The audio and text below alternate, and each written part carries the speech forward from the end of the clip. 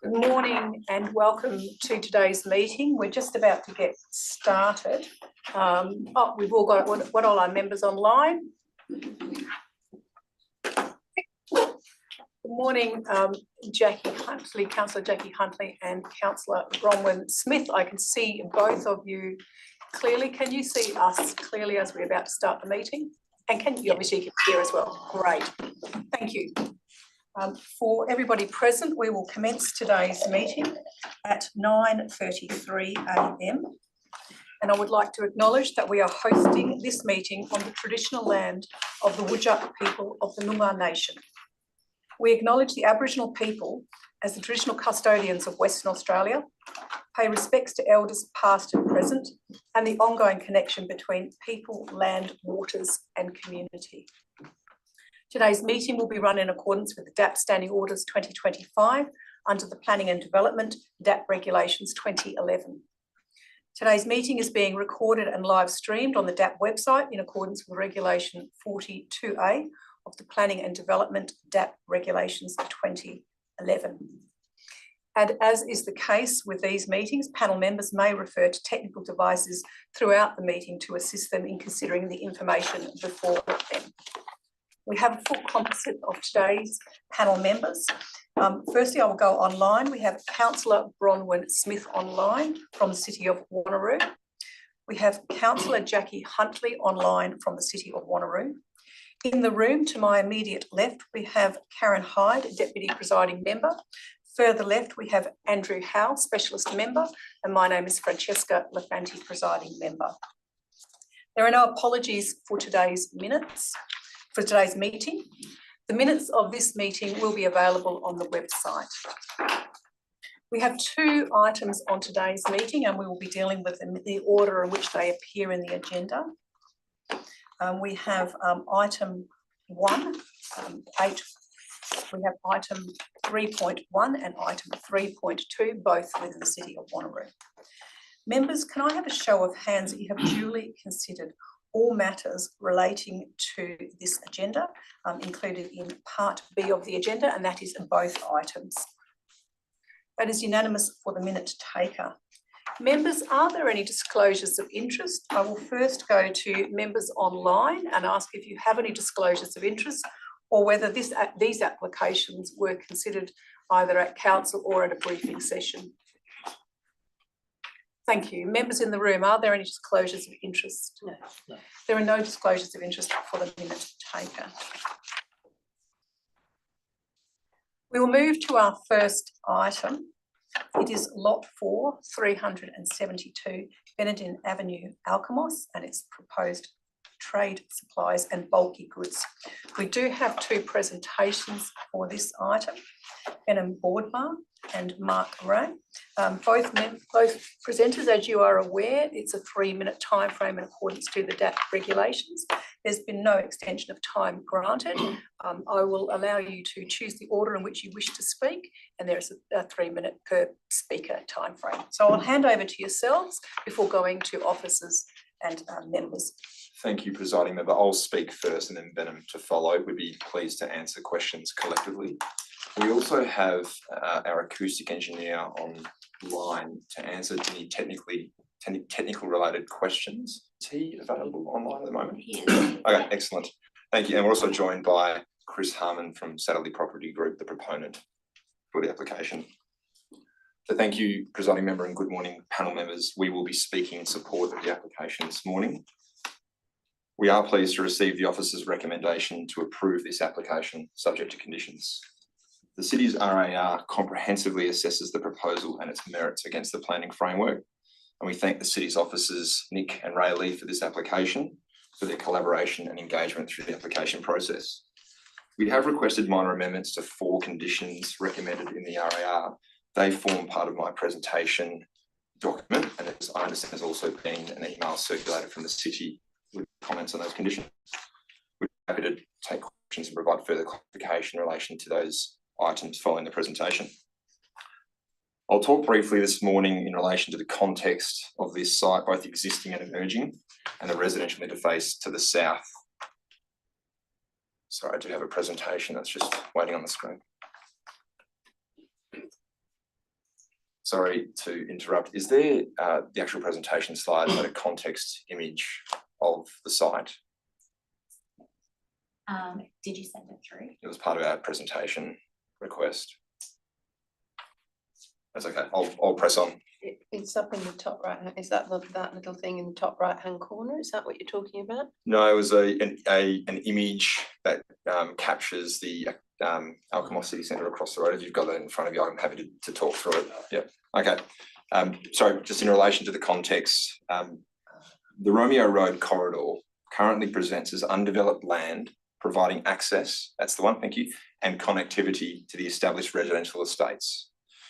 This corridor, however, is expected to substantially transform in the near future. Historic structural planning as part of the Trinity Estate, along with the new and emerging planning framework associated with the Alkimos City Centre, has earmarked this site, as you can see on the screen, and land directly opposite on Romeo Road for service commercial development. This development is entirely consistent with the statutory and strategic intent of the planning framework. If approved, it will be the first commercial development in the precinct, which is also likely to be followed by Costco in the near future, as recently announced by the state government. In relation to the interface, structure planning for the Trinity Estate has always contemplated service commercial development on this site, separated from residential land uses to the south by the local road network. From the outset of this project, and through early discussions with the city's officers, the interface with residential land uses has been an important consideration. To address the interface, the following planning and design measures have been implemented. Orientation of the buildings towards Romeo Road, along with direct access to Romeo Road. This site layout and orientation means the majority of customer traffic will access the site from Romeo Road and Benenden Avenue, as opposed to using the local road network.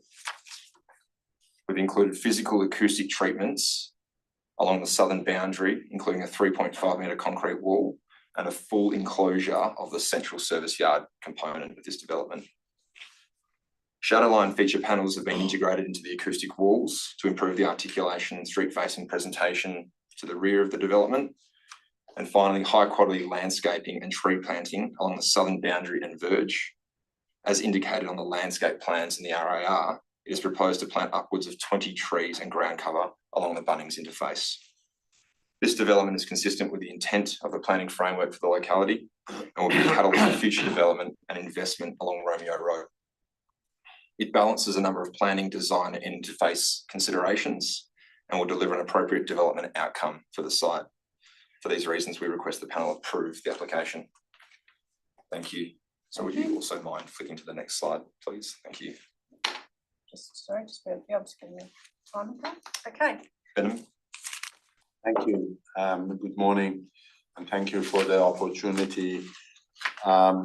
The RAR, as mentioned by Mark, has done a comprehensive assessment and has presented its finding in a concise way.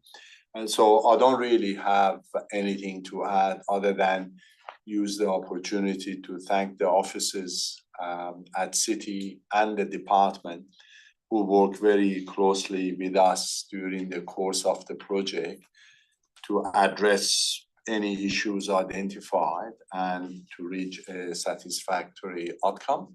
So really, that's all I've got to say, and happy to answer any questions that you may have. Thank you. Thank you. We will go to questions to panel members. Panel members, do you have any questions? Thank you. Panel members, we'll go first to Councillor Bronwyn Smith. Do you have some questions? Thank you. I just have one question. So I'm looking at attachment 1, and alongside the entry from Romeo Road, there's a pedestrian crossing across that one. I was just wondering, had they been considered for the other entry exit points to the venue? It isn't currently proposed on our plans, but it's something that can be considered for the other entry points. I think my follow-up question would be then to the city administration about their thoughts about that. The city administration, can you provide a response at this juncture to that question? Sure. Yes, they're not proposing the plan or required by any of the conditions. There was the one on Romeo Road, but if the applicant is amenable to providing crossings at the other intersections, we can discuss that with them and have them put up the plans at a building permit stage. Okay, thank you. Do you have any further questions at this juncture? No, thank you. Any further members have questions at this juncture? Yes, Karen Hyde, and then we will go to Andrew Howe. Thank you. With regard to condition 13, are you clear what is required in terms of modification under 13B to the median on Benenden Avenue? Also, what works are required under 13C? And what is required under 13G modification to median strip? Just checking that you're clear what all of that entails. I'll respond first and then Brendan can jump in from a technical perspective, but those conditions all reflect the discussions that we've had with the city. Right. And reflect the proposal that we've presented and are modifications that are required for this proposal. So in relation to Benenden Avenue, there's currently a central median island. We're creating a right turn in. We're aware that this physically needs to change to facilitate that access, and we agree to that component. The Howden access will operate, that's the easternmost crossover on Howden Parade, will operate as a left in, left out. We have agreed with the city through this condition that there'll be some detailed design work to happen prior to occupation or prior to building permits. So it's prior to occupation. Yeah. That may involve some line marking or some curbing to physically restrict that left in, left out. Okay. Thank you for that. And also in terms of the parking supply, you appear to have, to my mind, quite an oversupply of parking. Could you explain the rationale behind that, please? The rationale behind it is that the parking rate for the land use under the scheme appears to be quite generous. When you do a parking assessment compared to a warehouse or a bulk and goods showroom, it's probably more appropriate in that context, and it demonstrates that it satisfies the demand under those separate land use parking requirements. Okay, so yours is based on a demand analysis? Well, in effect, it's based on the scheme, but it has regard to a demand analysis, what this type of tenant would expect is required for parking to service their development. Right, okay, thank you. Thank you. We go to Andrew Howe. It's probably directed to the city planners, maybe Benham. The original planning for this site, and obviously its sort of connection to Romeo Road and the land to the north, was Howden Parade always envisaged as the likely sort of street for large service vehicles? Sorry, I missed that. Was Howden Parade initially considered for large vehicles, did you say? Yeah, well, Sorry, can we just, with coming through very difficultly from the officers, can we just try and see if we can get it clearer into the room? I don't know.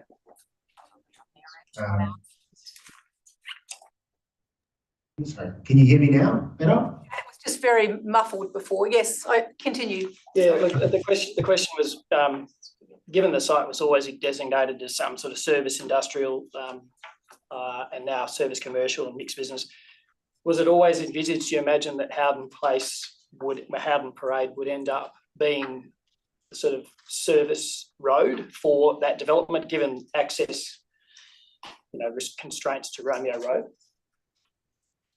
Yes, that would be the case. Howden Parade is not a standard local access street, and it's designed to be able to take the traffic associated with the site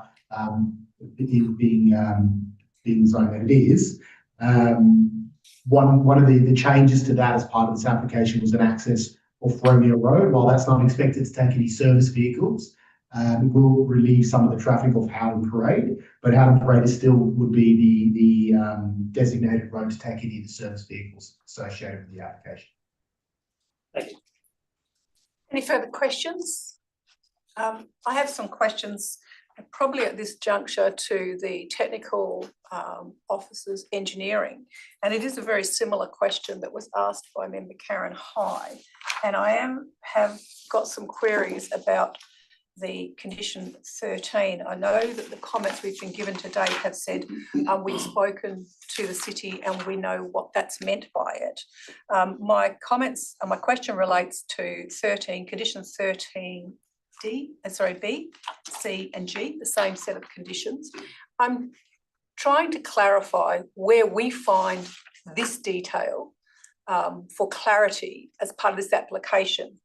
I know there were some comments in the technical report by the traffic consultant about Benenden Avenue, but can you clarify what is expected? I am very interested to understand modifications to Howden to enable vehicle entry and exit.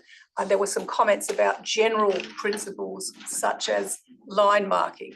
So can I get further clarity? I have some reservations about how clear these works are in the context of what we have in front of us. First, I'll go to city officers and then to Benham, or it can be Benham first and then city officers, I don't mind. I can. Okay, right, and if you have specific reference Sure. in the plan, can you point it to us? Sure. I want to make sure that I understand what that is. Sure.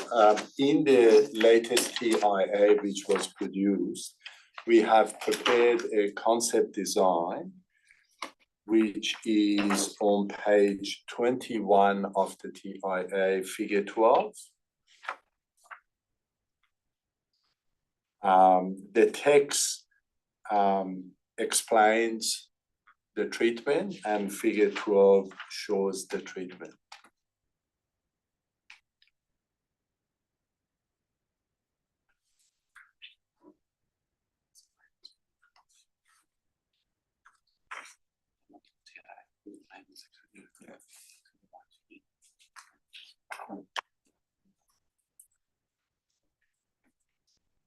Presiding member, if I may just add Yes, a you little may. bit of context. Thank you. A bit of background as well, I guess, is when we originally lodged the DA for this one, we actually proposed full movement at both of those intersections. And so, to Mark's earlier point, my understanding is that the city are trying to tighten that up to reflect the agreement that we've reached now with restricting the Benenden Ave to a right turn in only and removing that right turn out.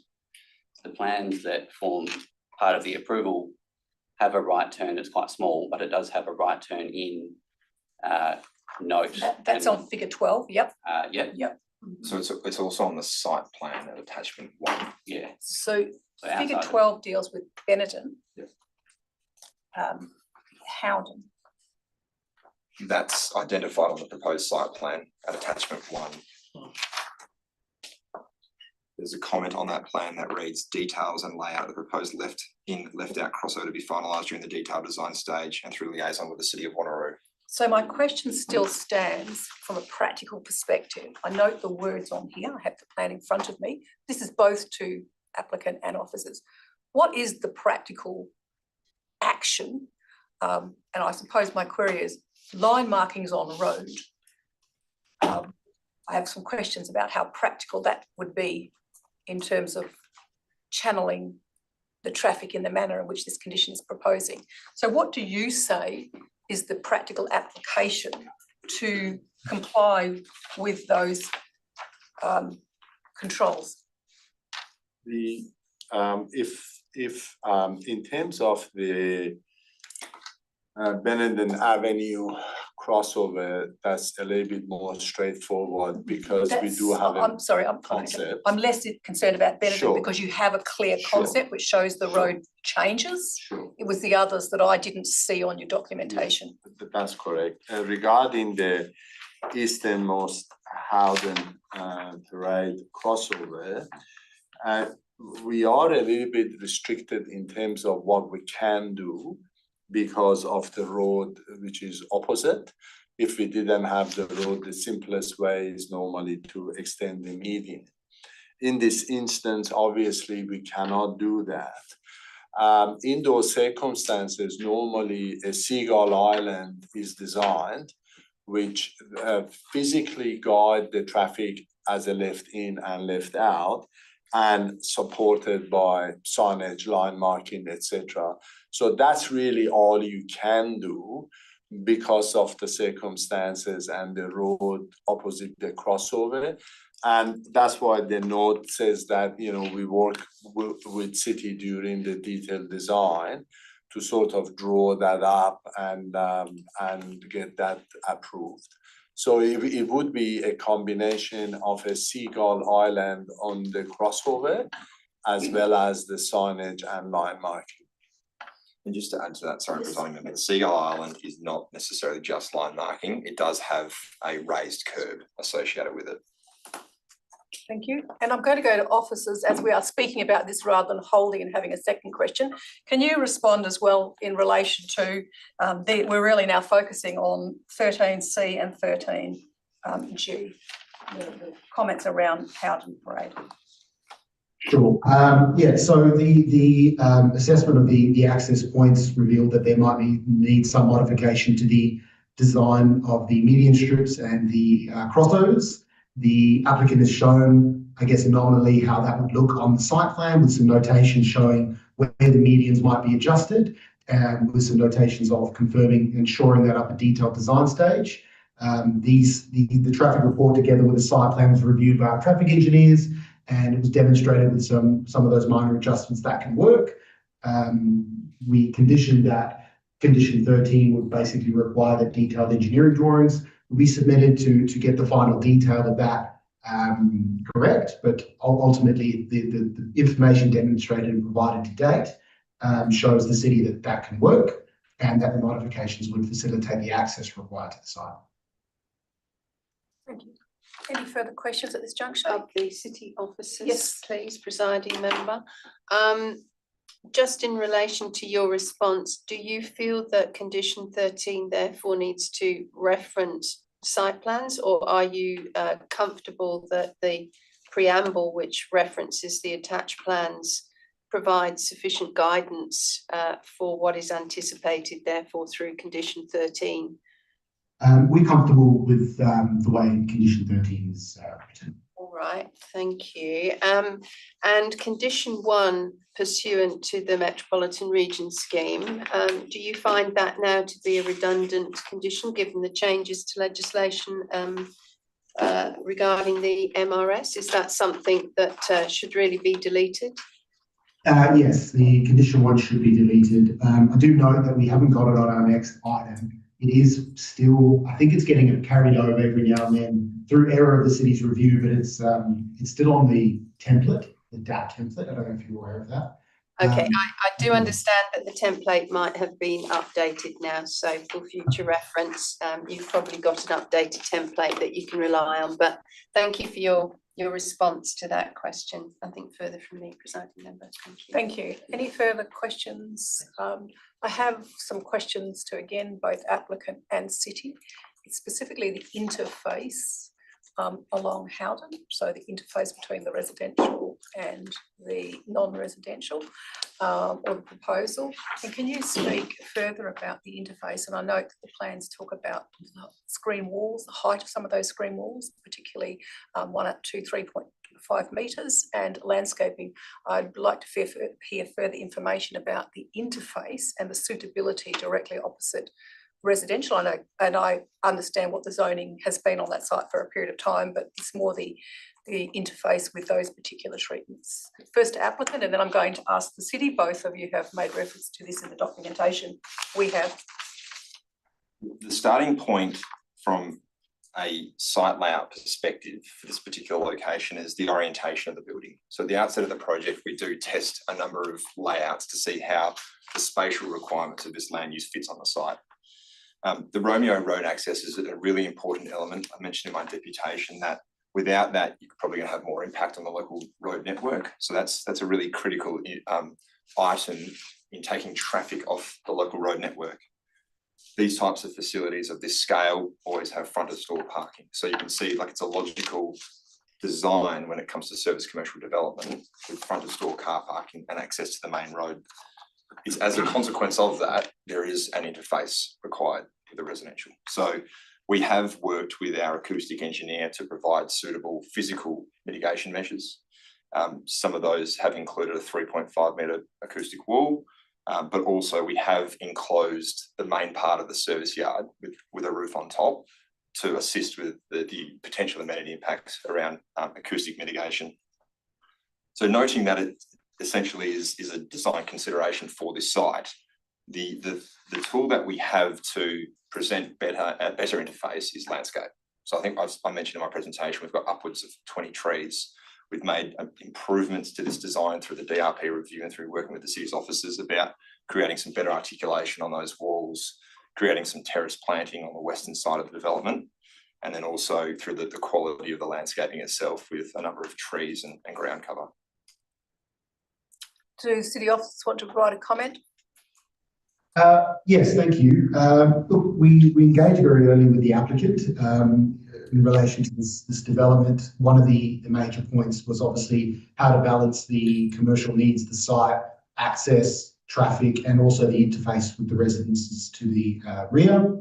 Early discussions were that, we needed if there were to be this design where the back of the building was to face the residential development, which I understand is needed for the development, we needed some form of landscaping, screening, and I guess a sensitive design outcome to screen the development, especially from a pedestrian level. It was also agreed that we would send it to a single design review panel member for their review and to get their view on the built form outcome. The result of that was a request to have, a screen, have further landscaping and put more,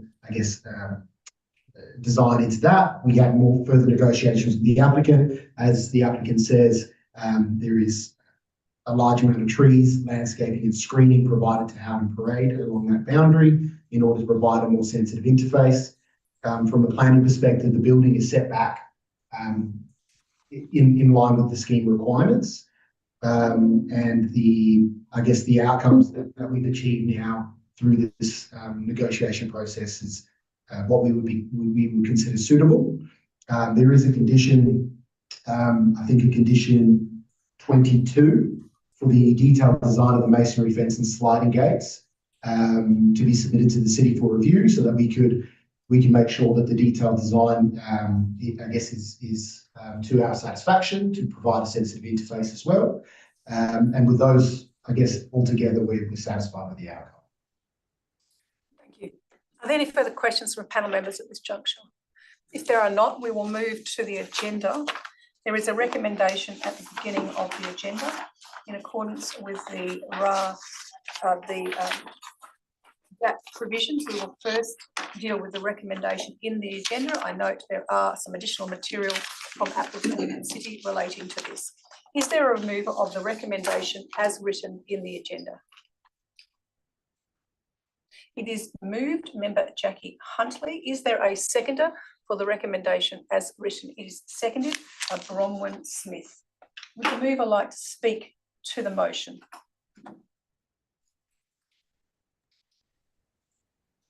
Thank you. Yes, just very quickly, yeah, I'm really happy. Very nicely presented document, nice and easy to read. I'm glad to see that there's good landscaping, and I'm glad to see the conditions for the graffiti has changed as well. Obviously this building is compliant. It's in accordance with the regulations.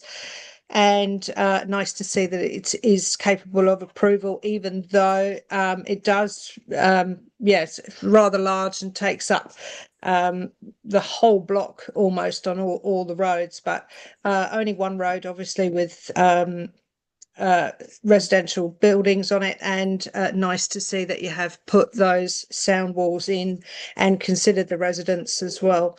I'm very happy with it. I'm glad to see trees in the car park, and nice to see the landscaping coming through now with a good amount of trees as well. I'm happy, and I hope this project, I hope we see it very soon. So I think they need a Bunnings and a Officeworks up there. Thank you. Would the seconder like to speak to this motion? Thank you. Very happy with the report, and as a local, I'm very excited about this coming. In terms of what the question I asked before about the pedestrian crossings, is it possible for me to propose a new condition, taking advice and guidance from everyone else about including pedestrian crossings in the rest of the entry and exit points along Benenden and Howden Parade as well? Is that possible? So your condition is to add a new condition. For entry points, for pedestrian access to where did you want it? Additional information? I'll take the guidance and recommendation in terms of where it best fits, if that's okay. Does the city officers have any advice or any comments in terms of language for an additional condition in reference by the member for additional pedestrian crossings. Pedestrian crossing and access? Yeah, sure. I think maybe the cleanest way to do it is just add a condition 26, just to say the site plan being updated to show pedestrian crossings at a building permit stage at all crossing points or at all access points. That should be fine. I really appreciate that, because I just think that it's not too burdensome, and it would provide an increased safety, livable, walkable neighbourhoods, and for the residents who might walk over. Okay, just one moment. I just want to capture the language of the condition or the amendment, sorry. So we're referring to modify condition 26. New condition 26. Sorry, new condition 26. That reads, Site plan being updated to show pedestrian crossings at all access points. That's what the officer said. thank you. At the building permit stage. Sorry, is what you said? At building permit.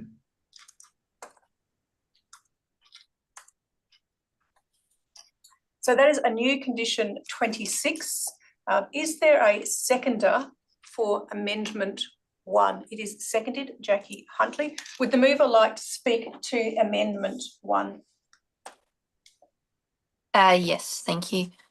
So for me, this just will increase safety for pedestrians in the community. I don't think it's a big change, but one I think that would be beneficial. Thank you. Would the seconder like to speak to the motion? No, I think Bronwyn summed that up nicely. It will benefit. There is quite a few residential homes nearby, and people will walk. Yeah, especially if they're just going to the garden centre or whatever. Yeah. Are there any other speakers on amendment 1, new condition 26? If there are no other speakers on amendment 1, I will speak to amendment 1. I don't have any particular concerns about amendment 1. I would anticipate that requirement will not alter the traffic movement throughout the site in relation to, or require substantial changes to traffic movement or entry exit points in order to accommodate it. And based on the language contained in the proposed condition, it provides a level of flexibility. I would, however, want to add a provision, modification into this condition, which really reads that the site be updated to show pedestrian crossing at all access points at building permit stage to the satisfaction of the city. So if the mover and second are happy with that, it clarifies from my perspective the clearing agency, and therefore the applicant and the city are able to have that conversation. And those are my comments. I move back to the mover for right of reply on amendment 1. Thank you. Happy for your addition to be included as well. Thank you.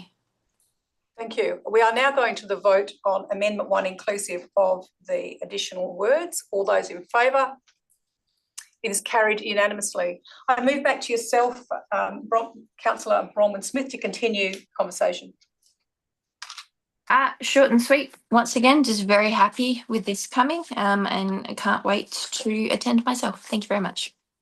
Thank you. Any other members wish to speak on the motion on the table? Member Karen Hyde. Thank you very much, Presiding Member. I too support the motion to approve this. I noticed that we are dealing with a P use for the bulky goods and a discretionary use for the trade supplies, but in looking at the zone objectives, I concur with the Responsible Authority report that these are appropriate for the zone. The DRP comments, the plan has been reviewed in association with those, which is very welcome. I think there is adequate landscape interface to the residential development, but I do note that sometimes these places can provide opportunities for informal gathering and the like. So I think that management of graffiti and making sure that there is a balance between passive surveillance and landscape is actually quite important on some of these interfaces. The environmental noise assessment appears to cover the key points. There's conditions associated with lighting. The signage, whilst large, I think is relative to the size of the site and also the speed of traffic travelling along the key interface. Accepting the discussion and argument around the parking supply, again, I'm quite comfortable with that. I would, however, Presiding Member, like to make some amendments. I'm happy to either take them individually or take them individually if you can. Yes, okay. My first would be to delete condition 1 related to the MRS. Is there a seconder for this amendment? It is seconded, Member Jackie Huntley. I don't think I really need to say very much to this, Presiding Member, other than that the legislation has changed and therefore this notification is redundant. Would the seconder like to speak to this? No, that would be my comment as well. Are there any other speakers on amendment 2? If there are no other speakers, we are going back to the mover. Would you like anything? No, happy to vote. We're going to the vote on amendment 2. All those in favour? It's carried unanimously. If you'd like to continue. Yes, thank you. My next amendment would be to delete condition 4, which relates to staff numbers. Is there a seconder for amendment 3 to delete condition 4? It is seconded. Member Jackie Huntley. Would you like to speak to that? Only I think, again, it is a fairly redundant reference, given that there is a surplus of parking and that these matters are generally calculated on the basis of demand and floor space. So I think they've been adequately covered, and I don't think the reference to staff numbers is required. Would the seconder like to speak to this amendment? Totally in agreement. Yeah, absolutely. This should be deleted. We need to be careful when we restrict the amount of staff when we have got ample parking. Are there any other speakers on this amendment? If there are no other speakers, would you like a right of reply? No, thank you. We are going to the vote on amendment 3 to delete condition 4. All those in favour? It is carried unanimously. Back to yourself. Thank you. I'd further like to delete condition 19F. This is amendment 4, deletion of condition 19F. Is there a seconder for the deletion of condition 19F. It is seconded. Member Jackie Huntley, would you like to speak? Just that this refers to other matters, which is somewhat open-ended, and I do note that the conversations and collaboration to date between the applicant, their consultants and the cities have been conducted in a way that has ironed out a lot of the detail at this point, as demonstrated by the plans before us. So I don't think there's a need to reference other matters. Thank you. Would the seconder like to speak to this?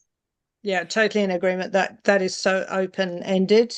You know, it could lead to anything. So yeah, to take that out, delete that, that's very practical. Thank you. Are there any other speakers on this amendment? If there are no further speakers, would the mover like a right of reply? No, thank you. We are going to the vote on amendment 4, deletion of condition 19F. All those in favour? It's carried unanimously for the minute taker. Back to yourself.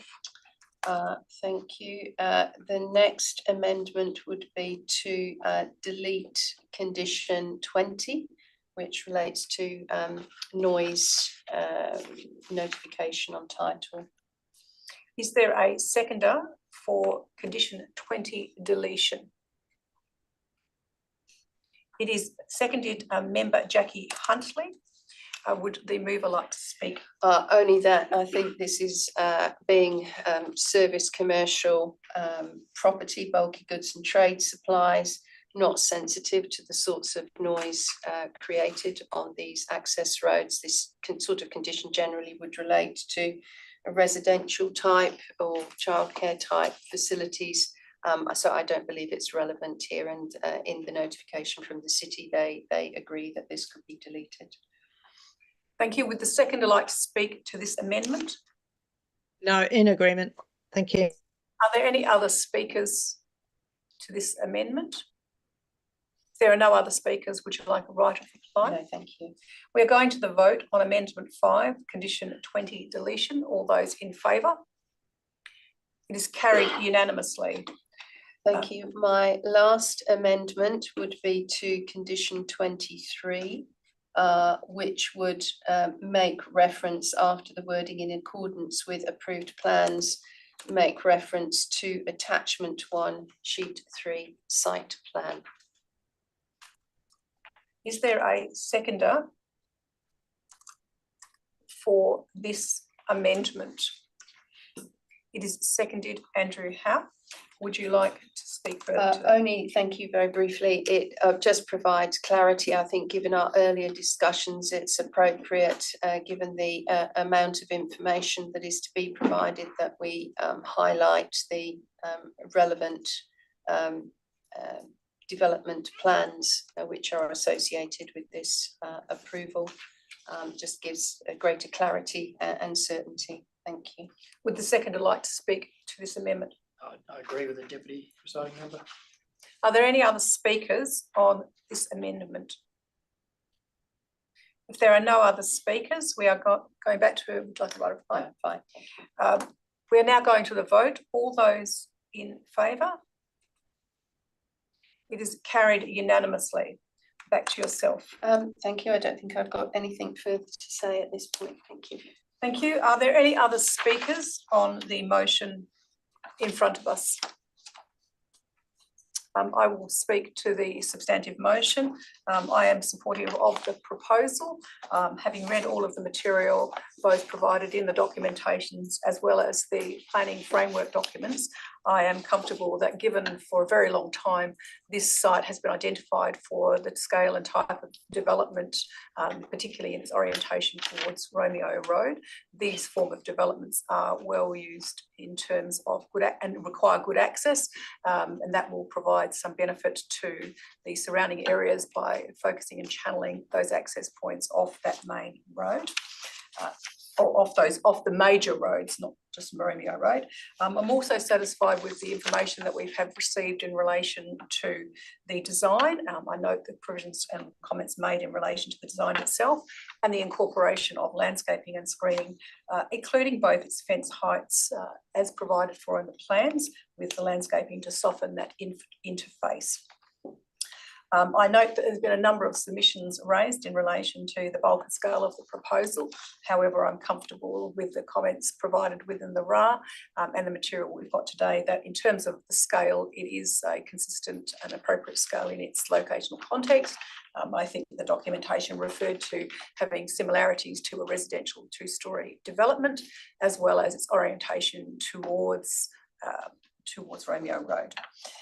From my perspective, I'm satisfied with the material that's been provided from the traffic consultants, and I also note that the RA traffic engineers, city engineers, have concluded that they are satisfied with both the methodology incorporated as well as the conclusions formed in relation to that. The queries that I've had in relation to the road works, I'm satisfied that the material we've got, discussions we've had, and the comments provided by city officers is that there is clarity and understanding regarding the arrangements to minimise impacts on surrounding area. I note that the noise management plan includes a series of actions, suggests that the proposed details in their preliminary form are subject to further refinement once the finalisation has been made on the particular elements, and that those will form part of ongoing and a conditional ongoing requirements to be presented as part of the next phase of the development to ensure that they do meet the noise provisions. Overall, I'm supportive of this development on this site, and as I've already indicated, most notably the proposal is consistent with the planning framework that from the documentation I've got has been in place since 2009. Those are my comments. Is there any other comments from members? If not, we move back to the mover for right of reply and close of debate on this motion. Member Jackie Huntley, you were the mover of the substantive. Do you wish to have a right of reply?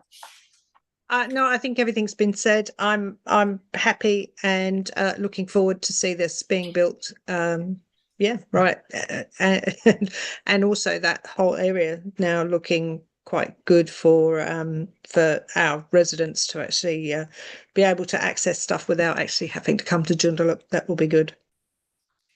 That's the right of reply been had. We are now going to the vote on the motion inclusive of the amendments carried. All those in favour?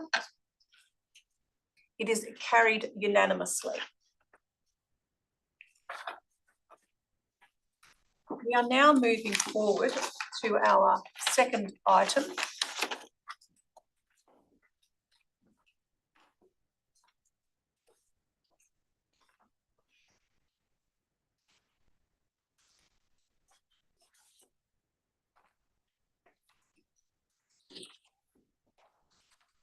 Our second item on the agenda is item 3.2, lot 2, number 12, Haitley Street, Alkimos. Fast food outlets, 4 of them, and liquor store small. We do have a number of presenters today. Our first presenter is Aaron Gordonbell. Is that how you pronounce that? Followed by Benham Boardbar and Jackie Paul. We will deal with those in the order that they appear. As you've probably heard, Aaron, we have received your material, yes, both the documentation in the RA as well as your request for presentation. Material has all been read by members. And I would encourage you to focus on the key things you wish to get across to us. And you have a 3-minute time frame for that presentation in accordance with the DAP standing orders. I'll hand over to yourself. No worries. Thank you. Yes, my name's Aaron Gabonia. I'm a resident owner of 10 Pateley Street. So right next door to the proposal of the fast food outlets at 12 Pateley Street. Firstly, I've got probably about 7-point items that with the planning assessment. I've read the whole document, 576 pages of it. So a couple of the items that I've raised is in regards to the traffic and access objection to the southern vehicle crossover on Pateley Street. And part of the amenity, the distance of the drive-through speaker system is 10.5 metres from residential. There's no acoustic wall from my house. It's existing limestone, but Fast Food 1 has it in the plan on page 235. Another amenity is the existing colorbond fencing on my house, 10 Pateley Street. Does not conform to the fencing plan. This was originally approved by the Wanneroo City Council as part of residential buying through LWP back in 2021. Another amenity is the no environmental noise modelling of all fast food outlets when operating. It's only been modelled individually on each fast food outlet. The land use and zoning. Housing in the area has been built with LWP from 2019 to 2021, but there was a zone amendment made in the 5th of May in 2023 to business, which was residential previously. And also, obviously, the acoustic wall under the survey, Verus survey, page 235, is not compliant to what the planning of the City Council. So in summary, I've just wrote a couple of points. So the fast food outlets and liquor store in the surrounding areas. So 167 submissions with 109 objections to fast food outlets with one common theme. So this has come from the residential people of 10 Pateley Street, you know, from number 1 right through to Longcore. And the one common theme is the surrounding areas in close proximity have more than sufficient fast food outlets and liquor stores. If you look at it within a 1 to 4 kilometre radius, there is 30 fast food outlets in this area. The community is asking for engaging businesses, and just listening to the previous proposal of a Bunnings, well, I'm all for that. I think everybody is not against commercial development, but it's what's being built there. That's what we are against. The city transport planning and strategy, the public health plan, you know, there's an oversupply of unhealthy food options in this area. 24-hour operations brings disruption to close proximity residential housing. You know, it should be for engaging businesses. There is ample enough land. People need houses. There's ample enough land opposite Romeo Road, but obviously Costco and engaging businesses are going to be put. Also, the elevated noise levels, odour compromise, and part of the Environmental Protection Act of 1990. So I've gone through all that and read all that, and it does, to me and to the community, does not comply. Point 2, traffic and access onto Pateley Street, 2 crossovers. The southern crossover is a blind corner. It's 11 metres from my boundary. There's already been 3 interactions of vehicles and near misses in that area. The traffic along that street now is not marked, it's not lineated, there's no speed signs. People are already parking on the side access there along the road. It's only going to congest that area a lot more. Also, there's a lot of kids and that play in the street. Third item. You just need to slowly wrap those up because we're just at time now. So if you want to quickly run through those. Yeah. So the other amenity is the acoustic wall on page 35, 235. It only extends from my limestone wall. So I don't know what the council's plan is in regards to putting another one. Also, with the drive-through being 10.5 metres away from my bedroom virtually, you've got a acoustic wall on fast food 1, but you have not got an acoustic wall on the drive-through on fast food 4. And the other thing is just in regards to the land use and zoning. A lot of residents purchased land in this area to live, and then when it got rezoned, there wasn't much consultation from the City of Wanneroo in regards to what was happening after that. So thank you. Thank you. We'll go to questions from panel members to this presenter. Are there any questions to panel members? From panel members, I should say. Member Andrew Howe. You do have your 2 metre limestone wall, and the plan shows that their intention is to extend that, I suppose, from your wall through to that southern crossover. Is 2 metres in your mind sufficient? I mean, your wall is there as a boundary fence, really. There's obviously a reasonably more intensive use going in. Is 2 metres sufficient in your mind? No, I don't think so. So my question was that I've got the existing 2 metre wall, but that's not an acoustic wall. It's not in the plan. It says an acoustic wall from the southern boundary right through. So I looked at the plan and it extends from where my wall is. I've got a colour-bond fence that's not 2 metres. It goes, and then they've got a limestone wall that goes there, and that's where the acoustic wall starts. So from the end of my house, there's no acoustic wall at all. Yeah, understand that. Okay. Any further questions at this juncture? I do have a question, but it's going to be to officers in relation to point 5. In fact, I might just ask it at this junction, seeing though that we're here.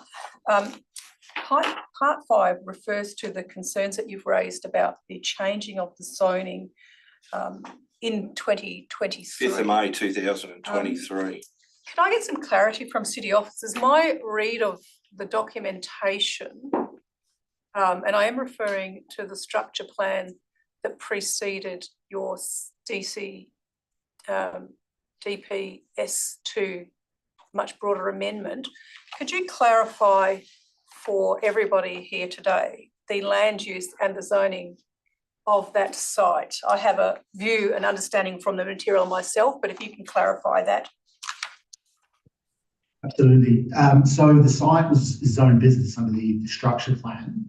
The city progressed a scheme amendment number 172, to bring the scheme in line with the model scheme text. As part of that scheme amendment, the business zone was dissolved under the scheme. And effectively what happened was every business zone that sat outside of an activity centre was classified as service commercial in its assessment and its land use considerations, and every business zone that was inside of a centre was commercial. The land uses were relatively the same. However, it was merely a change to make sure that the overall scheme was in line with the model scheme text. So as part of the city's assessment of the land uses, we refer to the service commercial zone under the scheme. Thank you. Does that help explain a little bit about what they've basically said is that the zoning, and I'll just paraphrase it back for you, the zoning that's on the subject site, the development site, has been commercial or non-residential, for better language, since the structure plan was put in place in 2009? Nobody was informed about that. Okay, so that's the planning document that preceded all of the development in the area. Okay. And so I went back as well, based on material you presented, as well as what others had presented, and looked at those documents. And particularly their zoning plan shows that that site, the subject site in question, was for identified as non-residential for business, which had a mix of uses. So the change, as the officers have said, was a language change from one terminology of the zone business to another terminology, but still retain the range of uses that could be considered under it. I can't speak for why notification wasn't provided you at the point of purchase or development, but that's been in place as confirmed by officers and with the documentation for quite some time now. Okay. Does anybody else have any other questions? I just thought it was important at this point just to clarify that. Any other questions at this juncture? I will have some questions to applicant on some of the other matters you've raised. Thank you very much for your submission. I would like to, if you want to take a seat, just to move back there and take a seat. You can stay in the room and just listen to the rest of the conversation if you'd like. I'd like to have Ben and Boardbar and Jackie Hall come forward.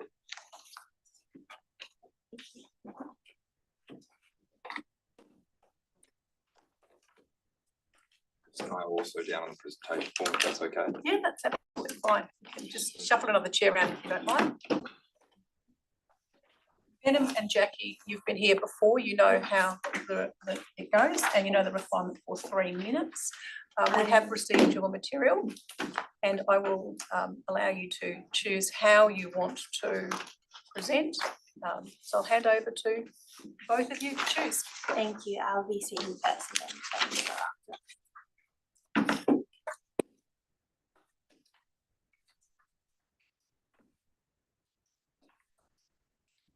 Thank you, presiding member, and good morning, panel members and city officers.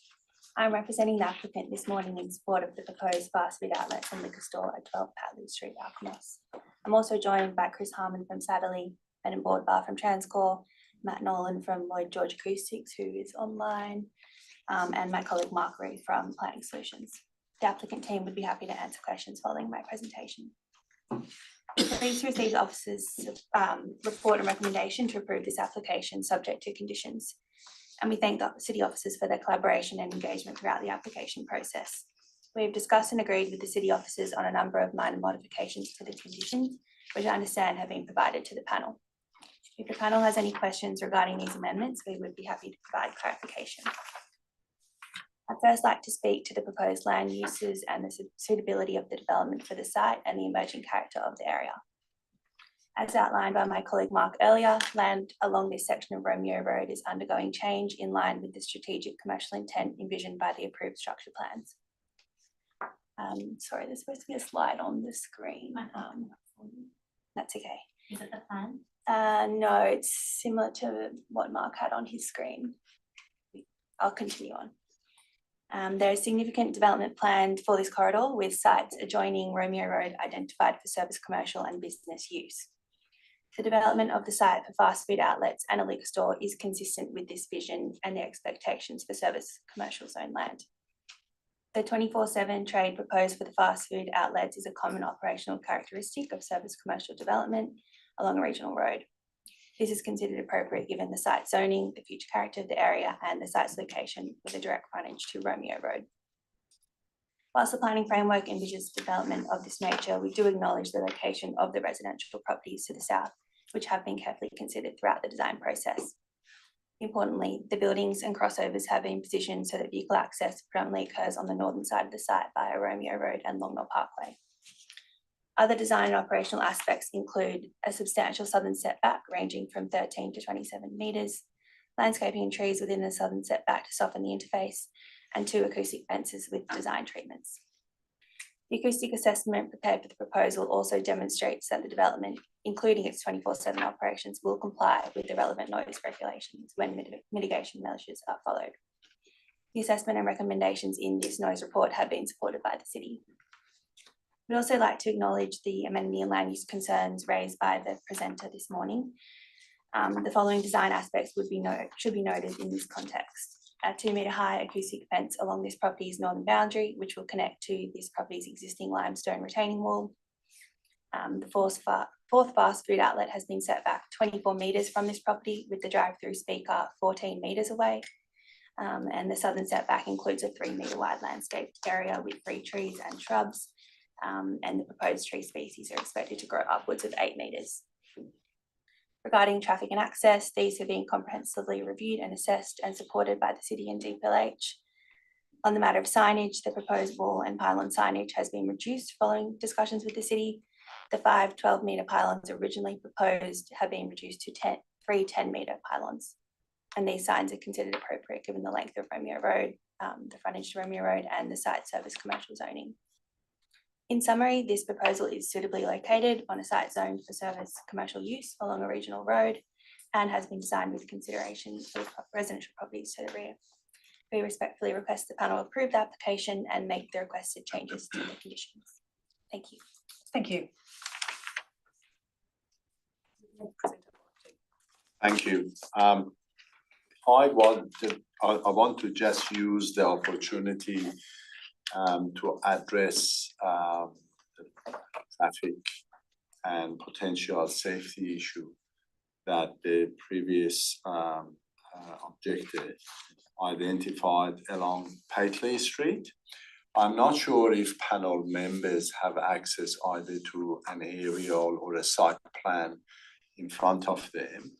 But Paisley Street, the section in this area is a very short east-west section from Long Mill Parkway, intersection of Long Mill Parkway.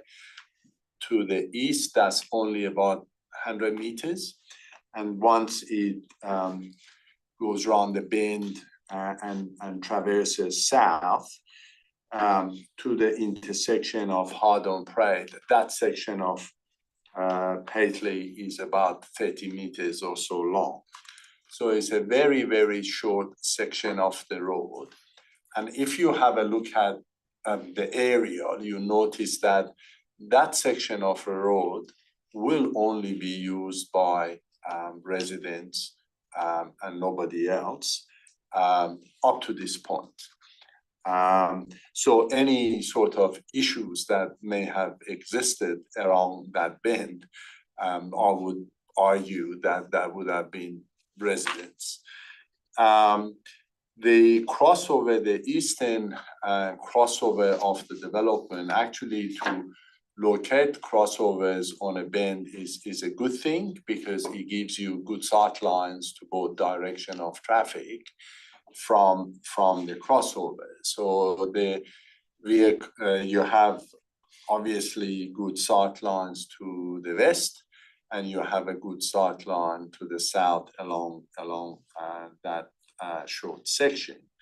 So in the future, because of the proposed development, yes, there is some additional traffic that may traverse that section of Paisley.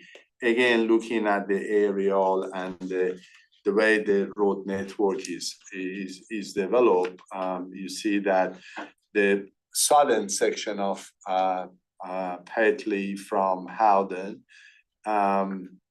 sort of terminates at Columbia Crescent. So that section is only another 100 meters. So that's it. That's the road itself. So any additional traffic attracted to that section of the road because of the development would be a handful of traffic at best. The vast majority of the traffic for the development naturally will come in from Romeo Road and Long Knoll Parkway. The type of fast foods which are proposed on this site are not the high generator type of fast food. They've got limited operational times. For instance, some of them are just not open in the mornings. So again, the traffic impact of this type of fast food is going to be quite limited. So I think that the traffic impact on and safety issues would be absolutely limited to residents along Paisley Street. Thank you. Happy to answer any questions. Thank you.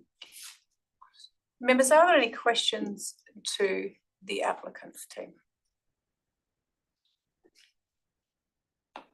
Yes, Member Karen Hyde. Yes, thank you. Just in terms of the acoustic modelling, this might be to Matt, I suppose, if he's online.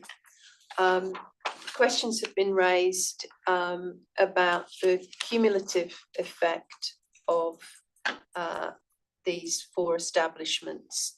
Could you explain to me, please, how you've assessed them individually, but also as a group together, all operating together, particularly at sensitive points of the day? Sure. So we've modelled all 4 fast food operating at the same time. We've used different scenarios for different time periods, and we've based this off a conservative estimate of number of vehicles and those kind of things. So yeah, just to confirm, we've included all fast food operating in each scenario, and it's come out compliant. Yes, thank you. Conservative, that means a number that is higher than what would be Sensitive. Expected, and yeah, if that adds any information. Okay, thank you.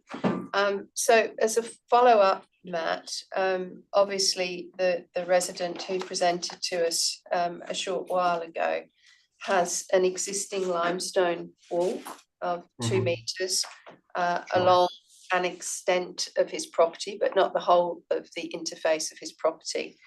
And the plans are illustrating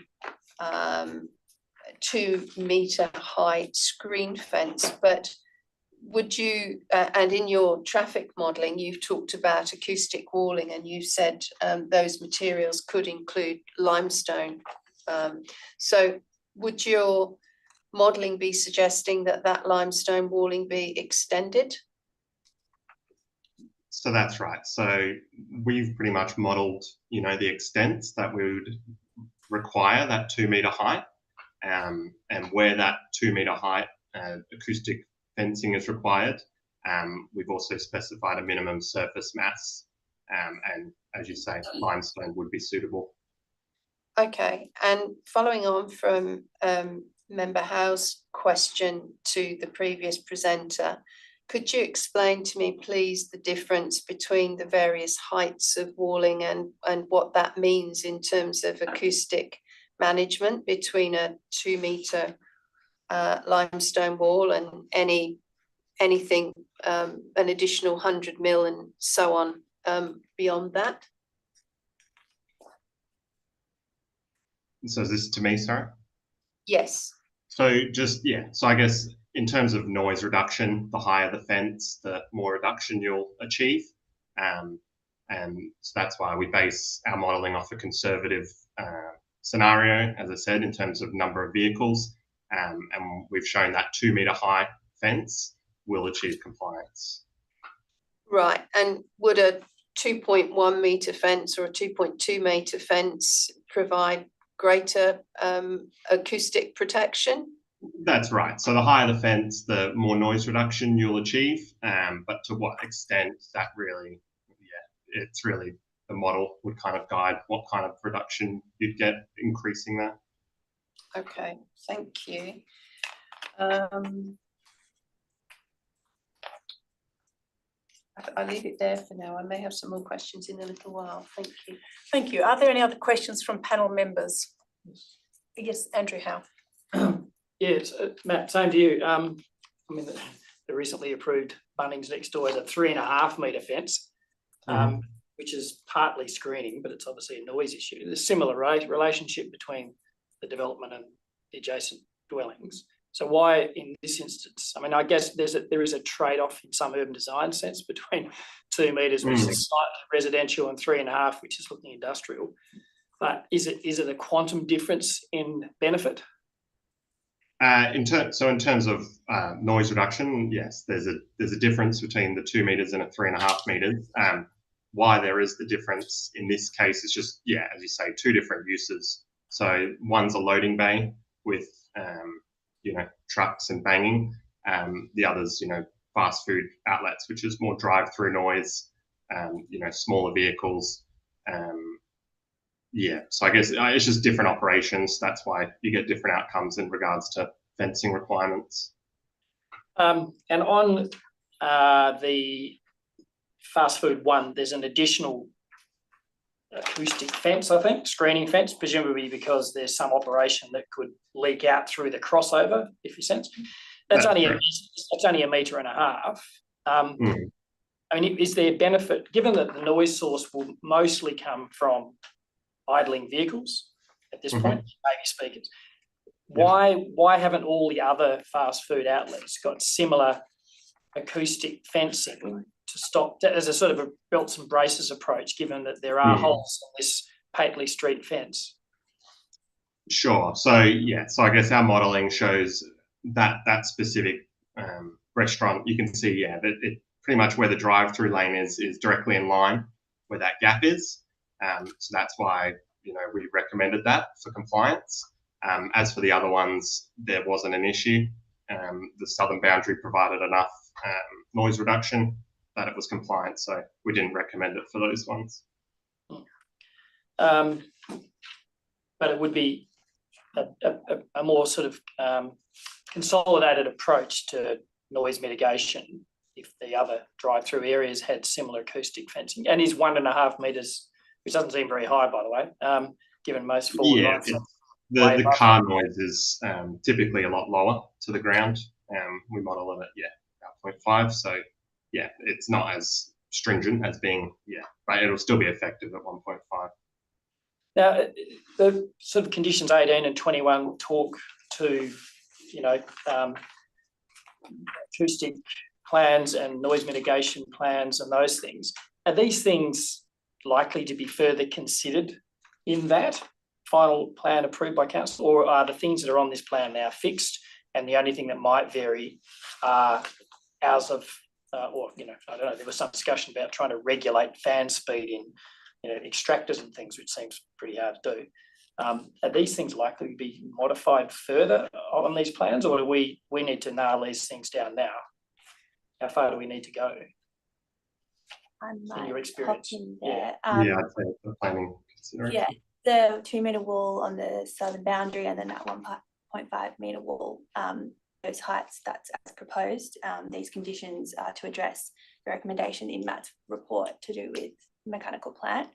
Not so much an acoustic issue, but the design, how it looks from the south will be, I think that's condition 21, will be looked at further, but that's not so much its acoustic nature.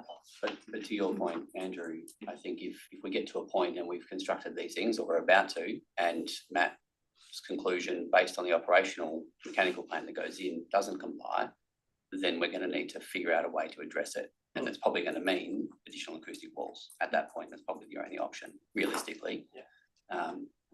I guess the view is at the moment, they're not required because we're compliant, and we've taken that, rather than wrap every tenancy in an acoustic wall, we've taken the approach of having that acoustic wall on the boundary and landscaping it. So we're dealing with the spill from the two crossovers. The benefit here is that, and I don't profess to understand the mechanics of the noise modelling, but the eastern crossover complies, the other one didn't, and hence why we've wrapped it. Okay. Yeah, look, I have to leave it in the hands of the experts to some extent. Can I just follow up on that though? Am I understanding, Matt, that you've done your noise modelling on the basis of the operators proposed here and the potential tenants, rather than, if you like, a more generic approach which takes fast food as a worst case scenario? That's right. So based off, the tenants and what we expect in regards to, mechanical plant and, how many cars would be going through the drive-through at certain periods.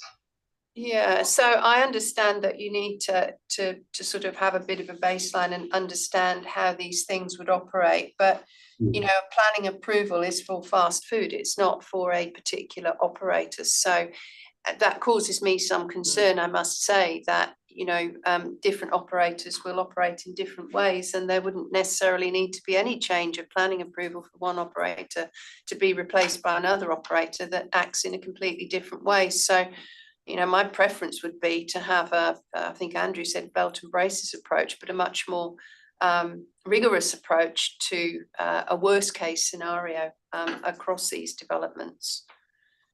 Yeah, so I guess just to confirm, we do, so it's obviously based off, information provided, but it's also it is a worst case. If you just look at the number of cars, we put in there during night period, it's probably, as I say, overly conservative, just so we ensure that those walls are sufficient, for that worst case scenario. If I may add, in terms of traffic, I did mention that these particular operators are not high generators of traffic, and some are not even open during the morning. But if you notice from the traffic report, we haven't assumed that. We have taken the worst case scenario approach, which is the ITE, the American reference. We've just taken it on the basis of high generators of fast food operating both morning and evenings. So certainly from a traffic point of view, we have taken the generic conservative approach to the traffic volumes, which has had an input into the acoustic. So if I'm understanding correctly, you've taken the worst case in terms of traffic volumes. Matt, have you taken those worst case traffic volumes as part of your baseline for the acoustic modelling? So I guess, I don't know if it's a little different in terms of we're focused more on the drive-through only. And we've based that off our, previous projects and previous experience, along with, the applicant, kind of what, is expected. And so that's kind of what we base our numbers off, to give that worst case. Okay, thank you. Can I please You add can add a comment, yes? to that? So the discretionary item when it comes to detailed design is based on a tenant specific layout. So that really has regard to the tenant's mechanical design. What we can't predict at this time, because we don't have that information in front of us, is what specific equipment that tenant will use. I think that's the nature of the acoustic report when it comes to modelling and that discretionary item. In our experience dealing with these types of developments, the pathway forward is simply providing some screening around the rooftop mechanical, and this condition, or the way the conditions are worded, gives us that flexibility to achieve and comply. Any further questions? I have. Sorry, just one more, was a follow-up, I think, segue. Given there's relatively low volumes, according to Benham, of traffic sort of exiting the site, southerly or down to Pateley Street, why do we need 2 crossovers? I think it's just to not, I suppose, focus all of traffic onto one crossover on Pateley. It's just any residents who come from the south, the idea is that they can access the site rather than traverse that balance 100 meter of Pateley. So it's just to spread the traffic both externally and internally. I think that would work better ultimately overall, rather than focusing on the traffic, because if we don't have that crossover, the traffic will still has got to traverse that particular section of Pateley where that eastern crossover is. So that's residents coming from south or heading south, they still got to traverse that section. So by having that crossover, that stops them traversing that extra 100 meters. Thank you. I have some questions. My questions relate to, I'll first deal with the noise. The specific focus that I've got is relating to the submission and the presentation we received today. That submission, both in the documentations we've got, refers to being the only residential property that directly abuts the site. Now, I know that it's a residential use of that site, and that is the concern that was also raised today. I also note that your documentation on your acoustic report is a modelling document based on the information you have. And there are, as already indicated today, some refinements required. And I suppose my questions go to what actions are taken in the context of that adjoining immediate residential property or residents on that property, for both in terms of sound, general sound for the wall, as well as the other elements that will be coming in. And I note your recommendation talks about that the operator will pick and then you'll manage it. I suppose from my perspective, I really want to get some clarity around what does that ultimately look like in terms of the single residential property that directly abuts this site, adjoins it, has a boundary with you, and the management of that. And we've heard some comments today about concerns in terms of the height of that wall and therefore residential concerns that there'll be an impact. I recall that the documentation, I'm pretty sure when I read through it, also referred to the bedroom on that side, master bedroom on that side, directly abutting this. So obviously quite a sensitive component of the residents. I'd like for some specific conversation around the treatment of that boundary wall and the protection of and the interface of that residential site. I don't mind whether it's members in the room or online. Do you want to make some comments about that? And we've heard already a comment, and I accept that the presenter's comment was made not necessarily from a specialist technical perspective, but did raise a concern that they thought it may not be sufficient to manage noise. So can you speak to that from a noise perspective and also from a development perspective? You talked about your opportunities to address noise where it does not comply in the context of particularly that neighbour. I'm really focusing on this question on the adjoining property. Over to whoever wants to answer first. Matt, do you want to speak Yep. to the material? Sure. So yeah, so I guess in regards to our modelling, as you say, the 2 metre wall is shown compliance. In regards to the mechanical plant, that is based off, estimations at this point. And then, as we've said, further down the line, once you have, you've finalised and selected what plant you'll be choosing, then we can update the model and reassess compliance, with this finalised and selected plant. And if there are any issues, then that's where we look into options such as local screening, variable speed, so reduce speed during the night. So that's kind of how that's addressed at a later point once it's actually selected. And yeah, so I guess in regards to the wall, that's what we've implemented for now, to comply. So just to add to that, Matt, so the city's officers have proposed condition number 18. Mm-hmm. So they acknowledge that we don't have the mechanical specification at this time. Condition 18 does require the applicant to prepare an updated noise assessment prior to the occupancy permit being issued, which does factor into or capture the equipment that will go into the mechanical plant. So in addition to mechanical plant, the impact on the neighbour is more than just mechanical plant. The acoustic report talks about it. There's movement of vehicles, there's movement of people, there's controls on speakers. There's also the controls that you would expect to some degree the operators have on the people that are attending their site. So for me, it's not just the mechanical plant, it's the other elements that go to noise that is concentrated.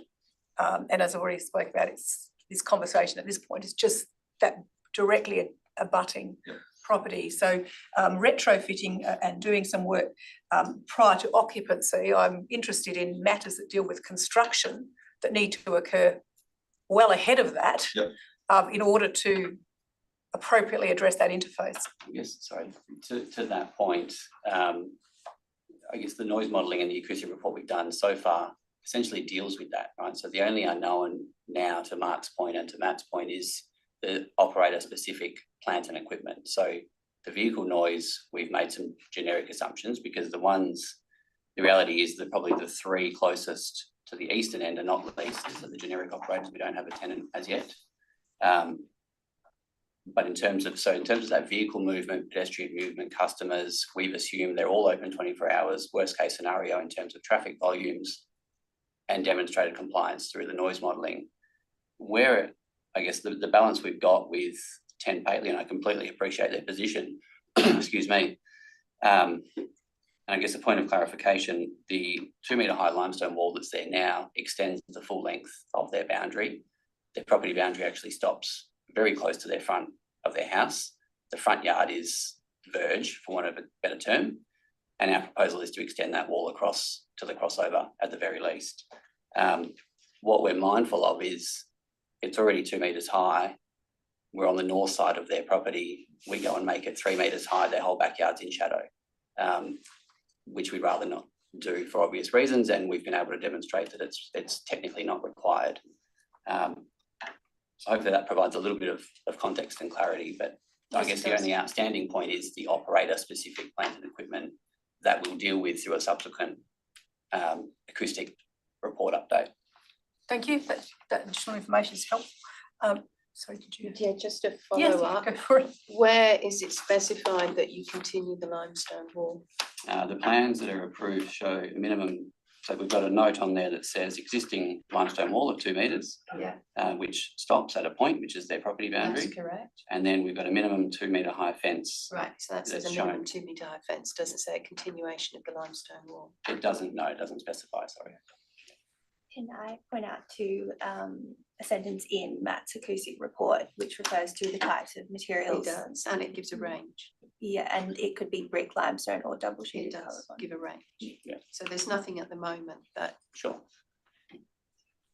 So we'd be more than comfortable to equals your tighten that up. statement. Yeah, so we'd be more than comfortable to tighten that up. I mean, I took a logical approach, so that's how we would deal with it, but take your point.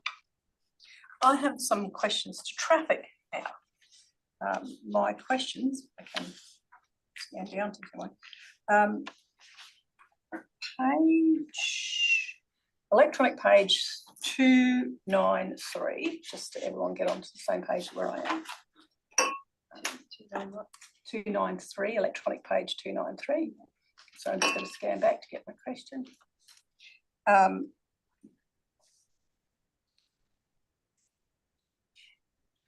I'll just start my question as I scan back. There's 292 and 293, and I'm interested in your comments about your trip distribution.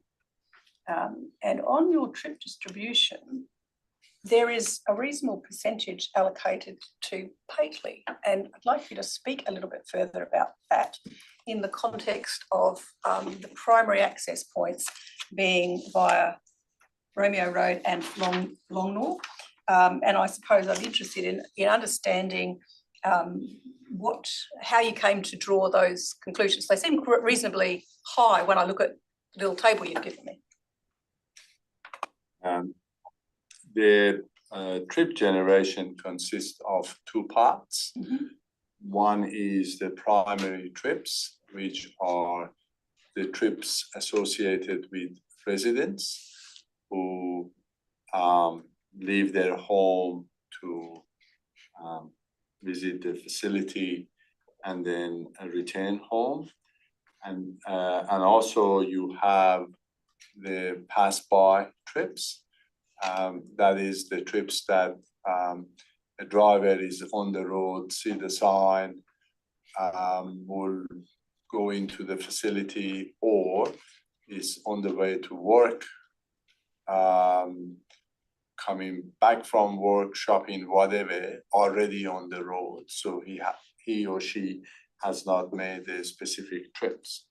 So in just allocating primary trips to Pateley, you drop the trip numbers along Pateley quite a bit.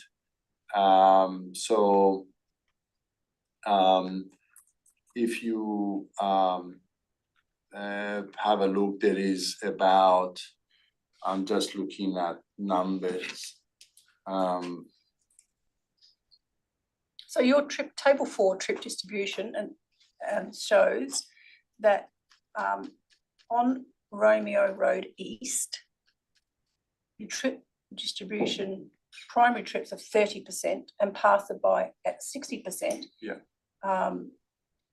And Longnaw Parade is 50%. I'm interested in understanding why Romeo East point, that crossover, has such a significant primary trip calculation, given the road network, which obviously Romeo Road is going to be your primary point in terms of what you've just said, passing traffic. Longnaw Parade is a reasonable thoroughfare, and Pateley is a little funny, little side kind of street. And I'm kind of curious as to how it was determined that that particular crossover would take the sort of numbers you're talking about. Well, and is that accentuating the importance of that crossover? Sure. There are two crossovers on Pateley. So if we add up all those percentages, that 10% of Pateley is really 5% of the total traffic. Okay. And that is spread over the two crossovers. So there is and the distribution is done based on generally the catchment of the residential dwelling for primary trips and pass-by trips of the road network. So those primary trips are basically coming from south along Longnaw, but turn right into Pateley to access either of those crossover. So that significant portion of that 5% uses basically the first crossover. Right. But you know, they can continue on Long Nor and turn right, but you can see that the internal layout that makes it a little bit convoluted for that traffic to access. That eastern point crossover, based on the layout of the plans that I've got, almost appears that you'd have to loop internally to feed into the lane, the drive-through lanes. So I'm quite curious about the relevance of the easternmost driveway based, crossover accessway based on the configuration that you've shown on the plans. Yeah, I did mention earlier that notwithstanding some of the other issues that we've discussed, I'm always a believer that traffic should be spread and should not be loaded in one location. So again, if you are coming from south along Paisley and you want to access the site, you can access the site from the eastern crossover, particularly if you want to access the 3 pad sites within the eastern portion. If you don't have that crossover, you have to traverse along Paisley Street, access the western crossover and loop back internally into the site to access those pad sites. So it makes, generally speaking, for much more efficient access, egress, circulation.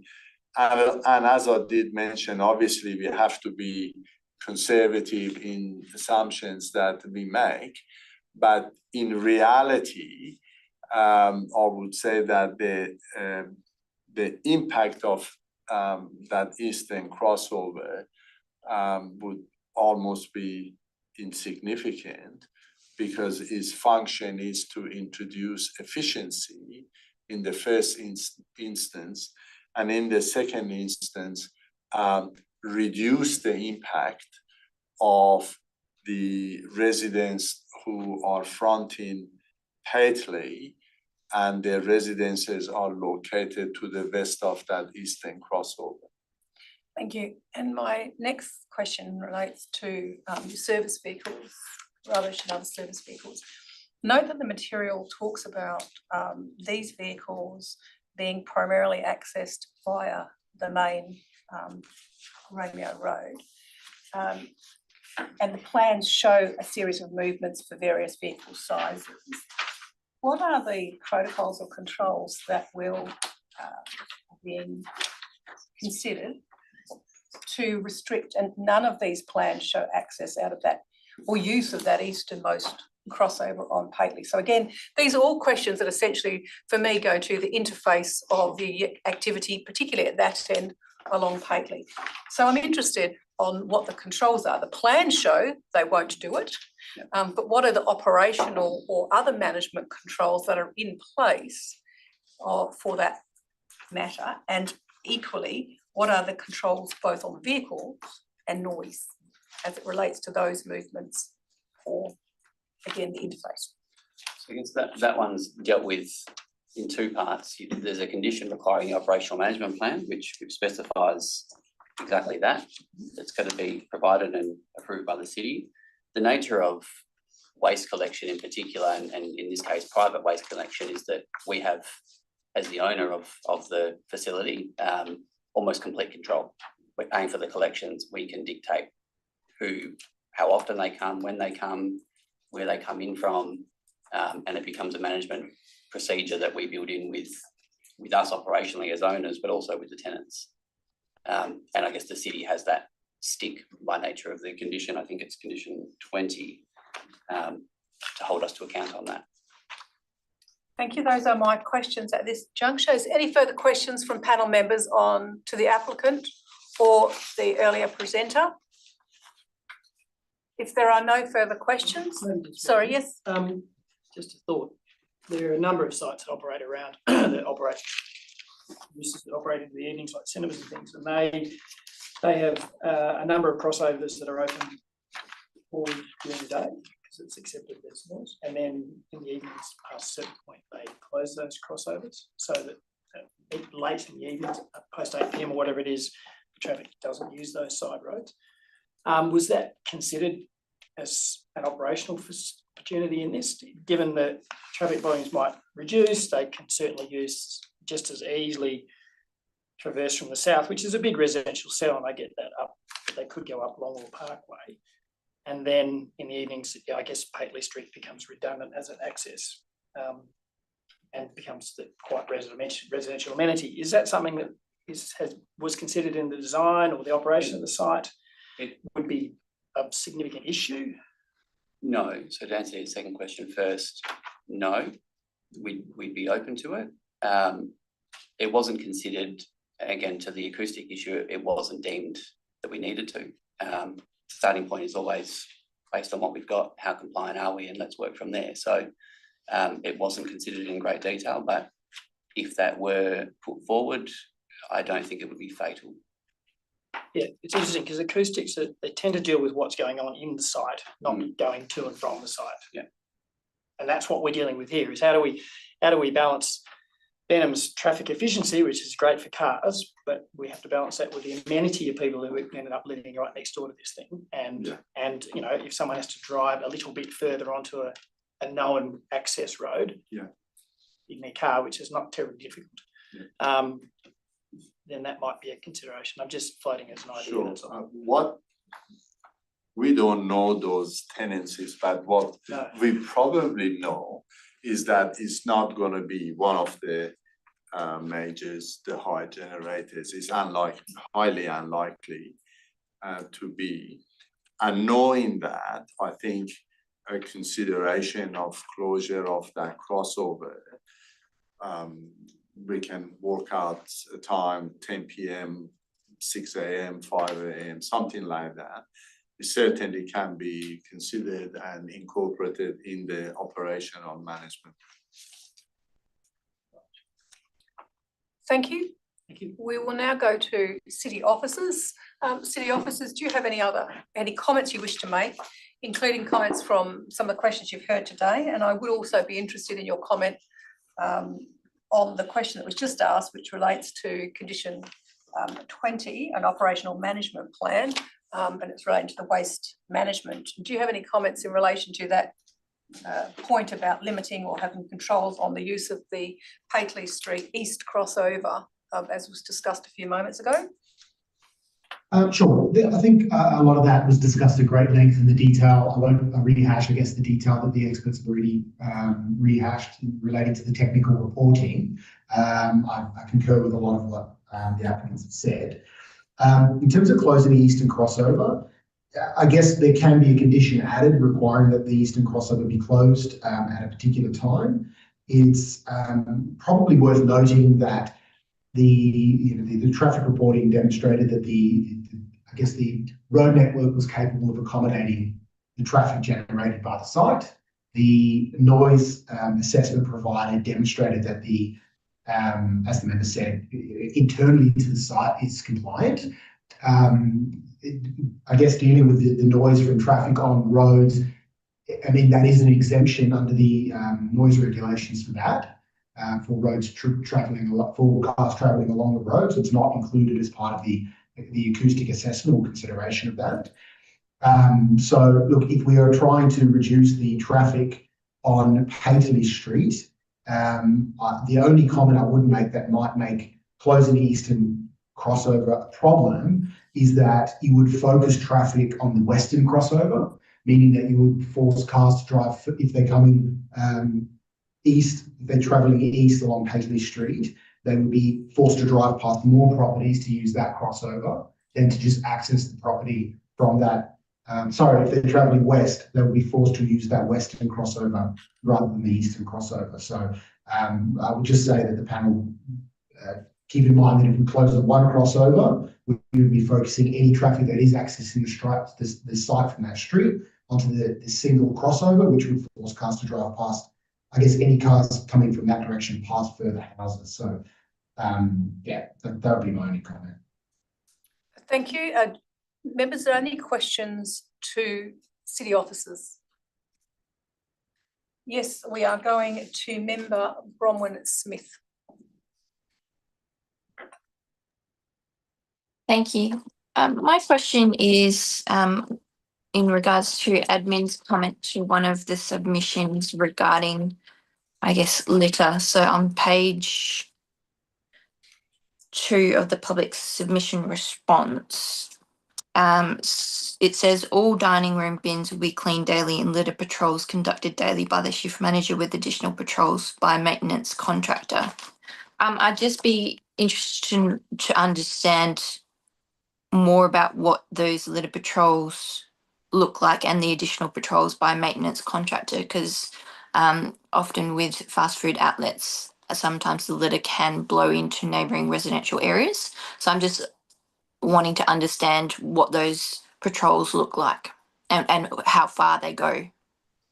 Thank you. Yeah, look, that is the responses provided by the applicant to submissions. Yeah. So basically, the litter control is by the applicant to ensure that the site is maintained in a clean manner. There is certain, I guess, local laws surrounding health, public health and everything relating to litter, where litter blows off of the site and into the street and whatnot. And our health department can inspect and require the applicant do a cleanup or anything along those lines. But effectively, that is a privately managed program. Okay, thank you. With permission from the chair, would it be possible to get a response from the applicant, just a little bit more explanation, please? Applicant, do you want to provide a comment on that query? Yeah, sure. Thank you. It's one of those things, it's in the best interest of both the operators and the tenants within the complex, but also of us as the complex owner to keep the place pretty clean and free of rubbish. So there's operational matters that each of the tenants deals with, and they probably differ slightly between each of them, but they'll do their own litter patrols, if you like, to keep their premises clean. And then us, through the management of the complex, will have cleaning done on a regular basis. Now that varies depending on the level of cleaning required, right? At some complexes it's daily, twice daily. We have contract cleaners go out and do a car park clean, landscape maintenance, pick up rubbish. Other complexes it's weekly, but it's really on an as needs basis. But I guess the point there is that it's in everybody's interest to keep it well presented. Any further questions?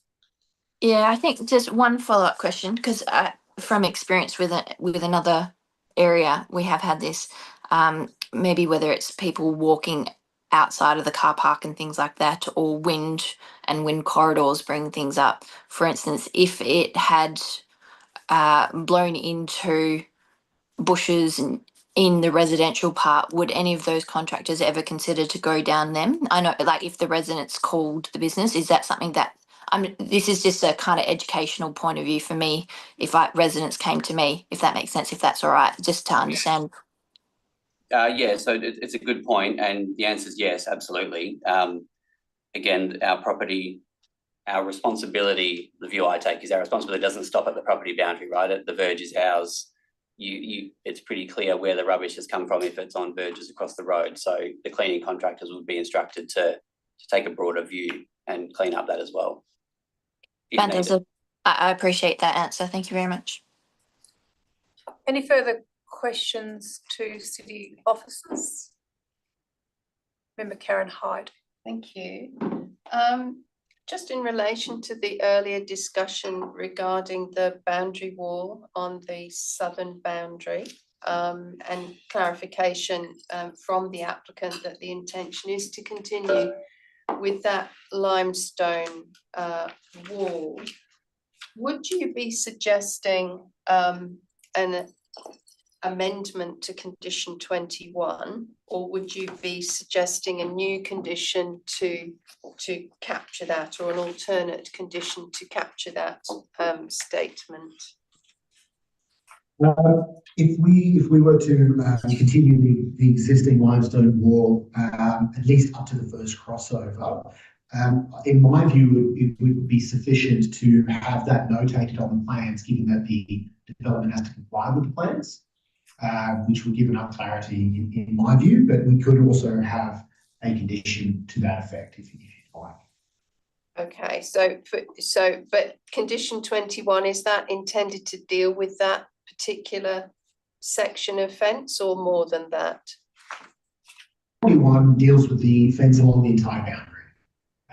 So the detailed design of the 2 metre high fence along the Patley Street boundary is effectively the entire boundary. So the detail of that will be submitted. Yeah.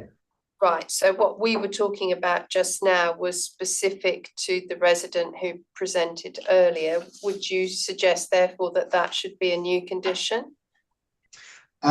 We can do it as a new condition, but as I was saying, I think that it would probably be sufficient to have, okay, look, yes, we could do a separate condition relating to that, where we could specify that the material of the fence, at least from the existing limestone wall up to the eastern crossover, the western crossover, be a 2 metre high limestone fence to match existing, something along those lines.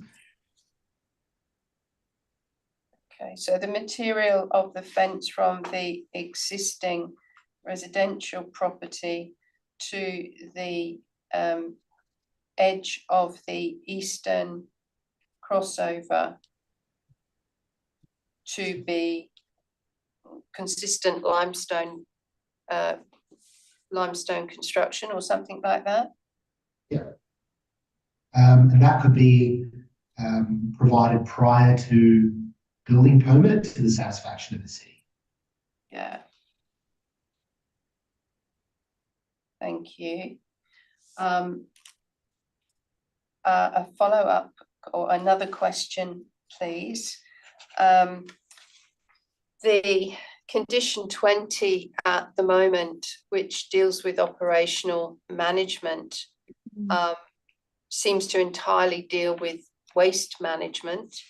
And then F, which talks about any other matter, the applicant has requested deletion, and the city in its addendum to other information has agreed that F could be deleted. But are there not likely to be, I guess Member Howe has raised some questions around access and operational flow through the site into and out of the site? Are there not likely to be other operational aspects which come forward, given that at the moment, as the applicant has said, we don't know who the operators are? Sure. Look, and it's possible. It's the reason that the city generally does have a sort of an open-ended section of that condition, similar to the previous item. All those conditions have that sort of open-ended aspect. In this case, a lot of material provided during the assessment, I guess, deals with that. The outstanding, well, I guess the details surrounding the waste collection and delivery and whatnot is really what the operational management plan is seeking. But if if there's more detail that is required as part of the, I guess, the clearing of conditions, that would give the city a little bit more flexibility to look at those matters. The city, I guess, in review of the applicant's request, feels that the condition probably adequately addresses the outstanding information that we want to see in a little bit more detail. Ultimately, it is to our satisfaction. So, you know, that is a bit of a belts and braces approach to have any other matters required by the city anyway. Okay, thank you. This didn't go to a design review panel, is that correct? And if it is correct, I just am interested in your rationale why that was the case. Yes, so no, the application didn't go to the design review panel. I guess with these sort of developments, a design review panel may provide some influence over the design outcomes of a building or a more bespoke design building. But in these cases, fast food outlets and liquor stores, there is a general footprint and design outcome that these developments have. and they are set back from the site. They're sufficiently landscaped. There's a wall, screen wall in the form of a noise wall being proposed. So as far as the city is concerned, sending it to a design review panel would, in our opinion, I guess, present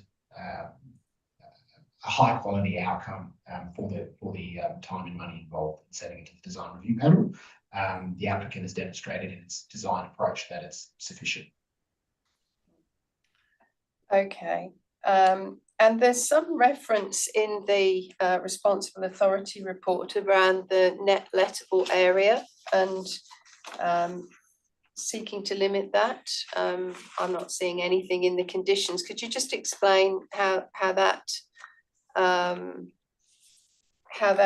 has come to be mentioned? So we originally added it, well, we included it in the responsible authority report because it's an out of centre commercial use. So the net lettable area for Plug 5 uses, which includes takeaway or fast food outlets, is limited to 500 square metres.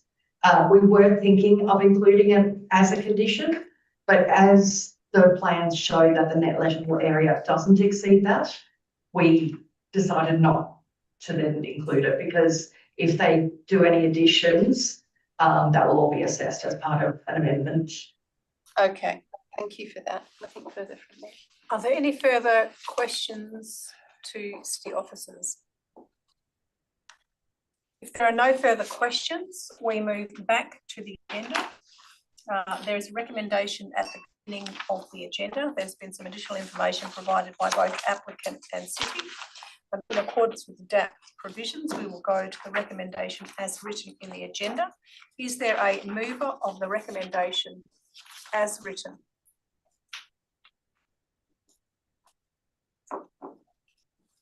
It is moved Bronwyn Smith, and it is seconded Karen Hyde. Would the mover like to speak to the item? I'm happy to leave it as is, thank you. Would the seconder like to speak to the item? Thank you, presiding member.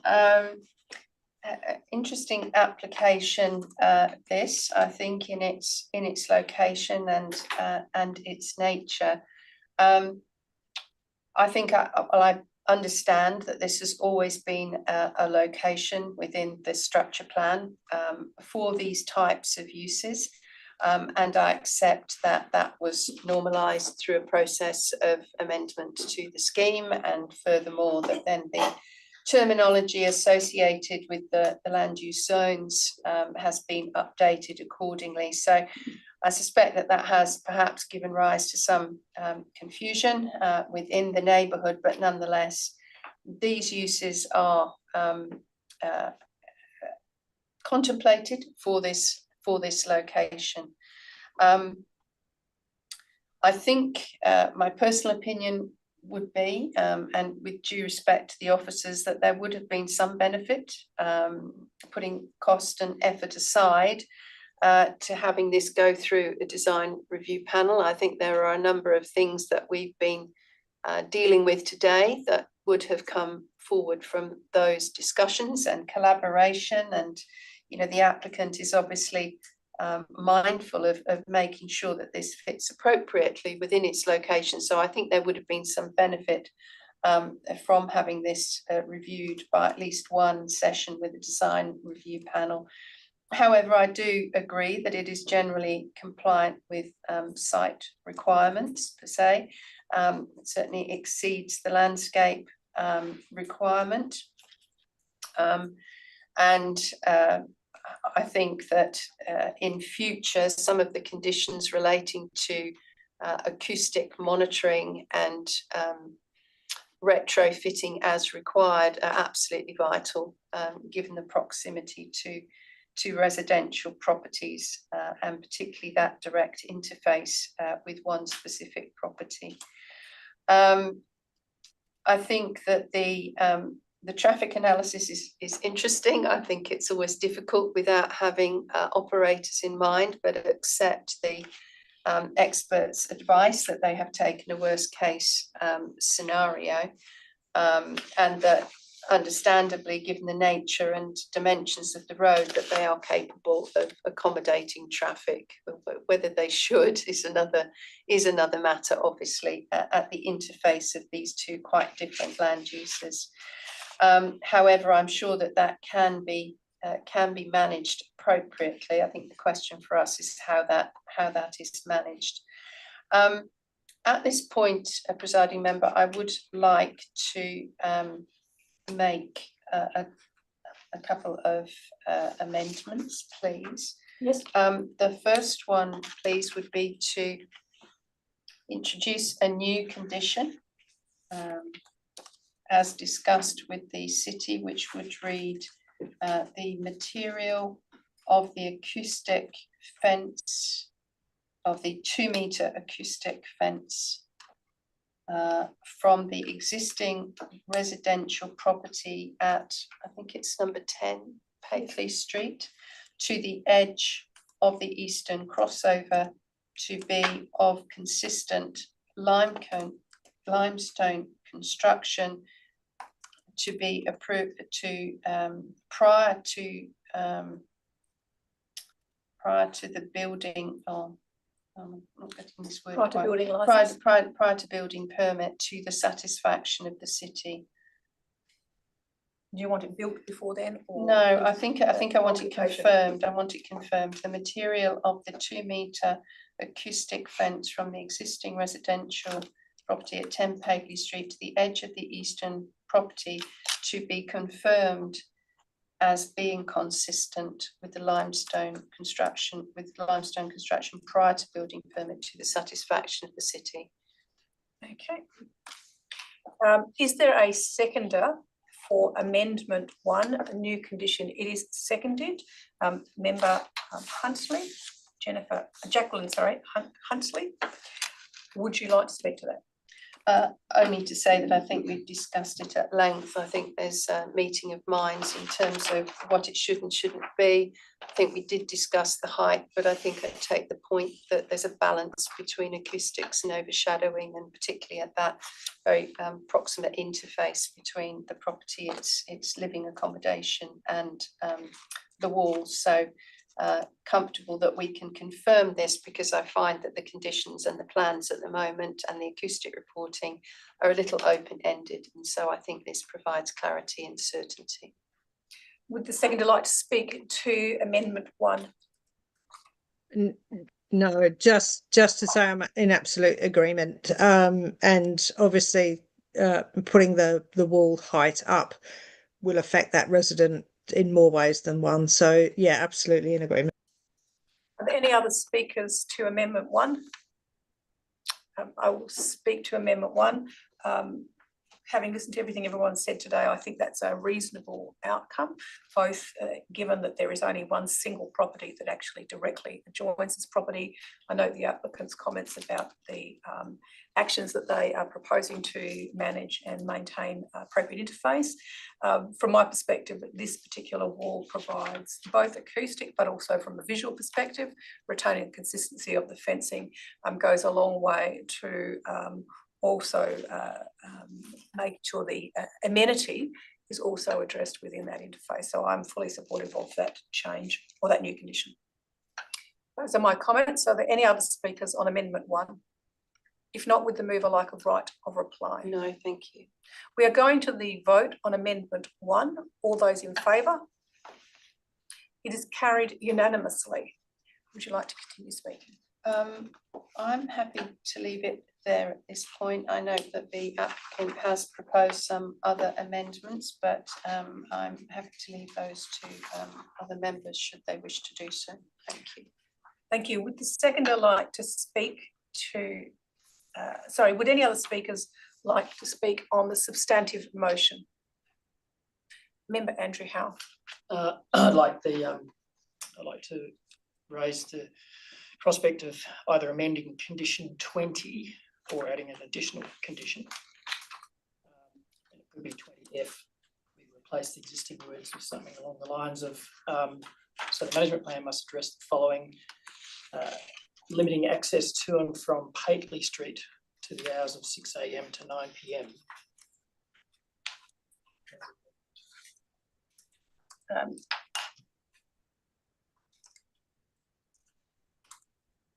from 11, what did you say, It's 11? from 6 a.m. to 9 p.m, limiting access to the hours of 6 a.m. to 9 p.m. No, I said Paitley Street because I think once the message is through that that street isn't open at night, then people will use alternate access off the side street, and that's the consolidated approach as opposed to having people still using Paitley Street. Would you make F then G or as well? Or? I only said that in the basis that we felt that F was potentially too wide to leave in as it is anyway. So essentially replacing F with the additional words that I just mentioned. Is there a seconder? So that's two motions, I suppose. So you want to specifically leave the timeframes in it? Add timeframes to it? I'm not sure another way of, unless we word it so that it's by agreement between council and the applicant. But then we have to put a whole lot of words in that deal with the fact we're trying to maintain evening amenity, and I don't know that that then becomes the discretion of someone else to work out what those timeframes are. So. Is there a seconder to amendment 2? I'm happy to second as long as existing F then becomes G. Okay, so the amendment is a new F and current F becomes G. That's just for a minute taken. Would you like to continue speaking to that?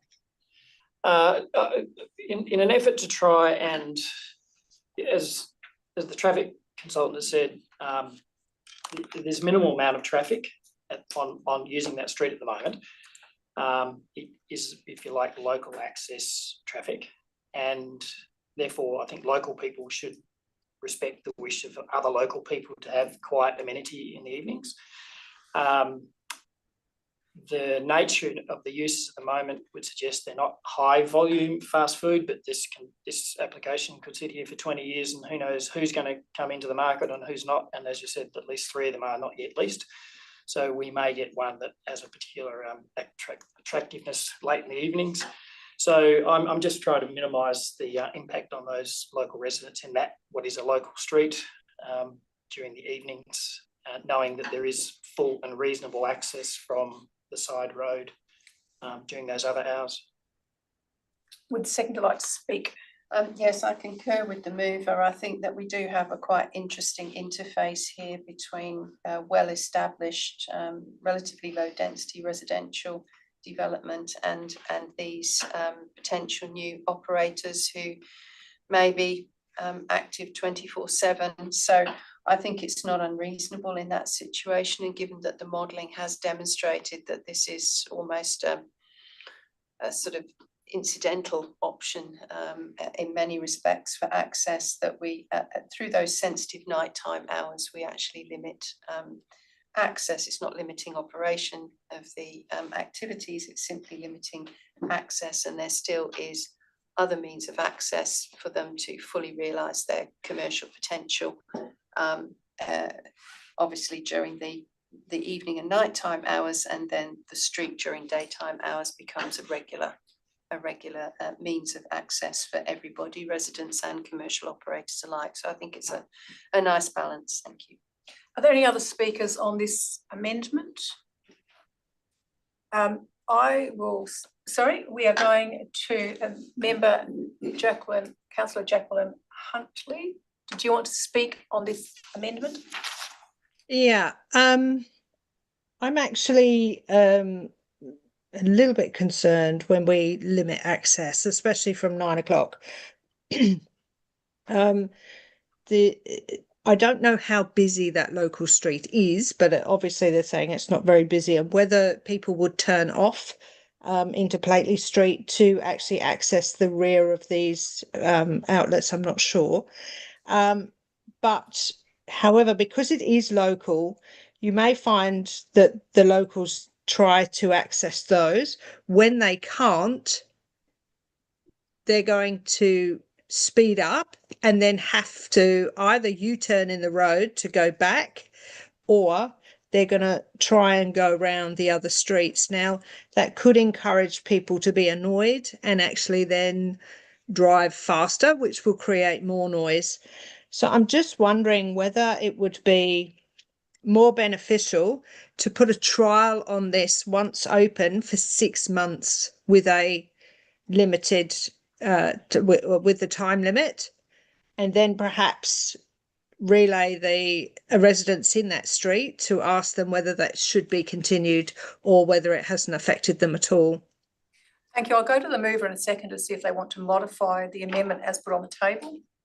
I don't, trying to predict where people will go when we don't even know the tenants and those things, I agree with you, it's difficult. My view is that it being a local road, local people would work out pretty quickly what they can and can't do. And so I don't think it's going to be people who don't know the area and therefore they'll be using the road. They might go there once and then realise they can't. However, in the interest of trying to get the best outcome, I'm happy to consider wording that somehow or other enables a trial for a period of time. Are there any other speakers on the amendment? I will speak to the amendment. I would ask for a change to the language which just refers to vehicle access point rather than limiting pedestrians. Given the layout of the road that surrounds it, even the local network, the local community, my view based on having a drive around the area, is that Howden Parade and Longall Parkway is probably the most convenient direct route than doing what is kind of a bit of a dogleg around. I don't have any concerns, I suppose, with some limitation, but I think I would put probably on the end of it, one, that it's to vehicles, that we're not excluding pedestrian movement in and out of that site, and two, that it's to the satisfaction more so of the city, which does provide for ongoing conversation, both in the timeframes, but also in the in terms of the issues that come out, which sort of addresses, I suppose, a little bit of what Councillor Jackie Huntley said, but I'm not sort of putting a time limit on it. I do think that there is a benefit for restriction, particularly at that top end, the eastern end of Paisley. But as I say, I'm not overly convinced that there'll be a heavy volume of traffic just based on the road layout of those streets. So that would be my suggested change. We're happy to support adding vehicle into that, presiding member. So the amendment is going to add limiting vehicle access to Paisley Street from 6 a.m. to 6 p.m. That's what the mover and seconder have. 9 p.m. Sorry, 9 p.m. I'm reading, sorry, I've written 9 p.m. Thank you for that. That is the amendment that the mover and seconder are moving. Yes, we're going back. I know that we're sort of trying to clarify this. So I'll go to Councillor Jackie Huntley. Thank you, presiding member. Yeah, look, I'm just concerned that we're not just limiting people going into the fast food limit, but we're also limiting them coming out. So ultimately, there are going to be people who are, unless we barrier that off, even if you put a no exit, I reckon they'll come out anyway. So I have a feeling, how are we going to police it? How would it be policed if we actually put a time limit on it? You could put a residential notice, like, please be quiet in residential areas.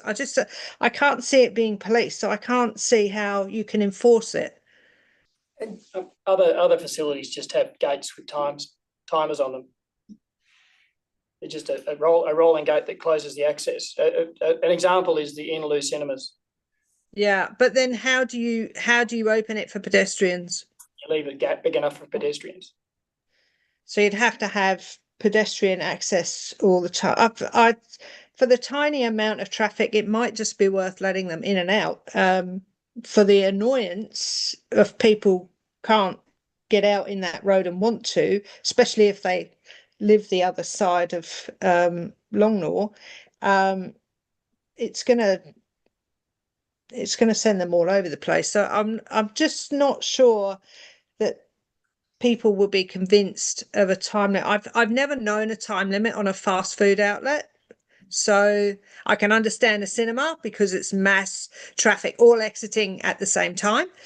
But a fast food outlet, it's random. So I'm not sure if you get someone annoyed and then they drive up and down the street, it will be more annoying, or you've got cars, even worse, you've got cars trying to 3-point turn in the street to get back. Thank you. Any other comments? Any other members wish to speak on Amendment 2? I'm going to the move for right of reply on Amendment 2. No, nothing I think I've said. Thank you. We are going to the vote on Amendment 2. All those in favour? Against? It's carried 4-1. Would you like to continue speaking? No, I'm fine. Any further speakers? Yes, we are going to Member Bronwyn-Smith. Thank you. I would like to propose an extra condition, which is the same as the last DAP that we did for consistency and safety in regards to pedestrian crossings for the access ways. Would we be able to use, I think, the same wording for that one? Pedestrian crossings to all safe pedestrian crossings to all access ways. Correct. Thank you. To the satisfaction of the city. Okay, the site plan to be updated to show pedestrian crossings to all access ways to the satisfaction of the City of Wanneroo.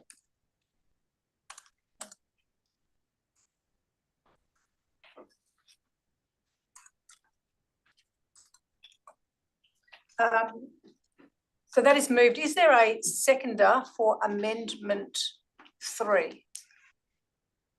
It is seconded. Councillor Jacqueline Huntley. Would you like to speak to the motion, Councillor Bronwyn-Smith? Once again, just pedestrian safety as it's near a residential area, and this one may have even more foot traffic with it being fast food and things like that. So I'll leave it there. Thank you. Would the seconder like to speak to this? Absolutely in agreement. So yeah, I've second. Any other speakers? Back to yourself for right of reply or close of debate. Councillor Bronwyn-Smith. Nothing further? No, sorry. Yeah. Thank you. We're going to the vote. All those in favour? It's carried unanimously. I'm back to yourself, Councillor Bronwyn-Smith. Do you want to keep speaking to the item? No, I'm happy. Thank you. Thank you. We move on back to the agenda.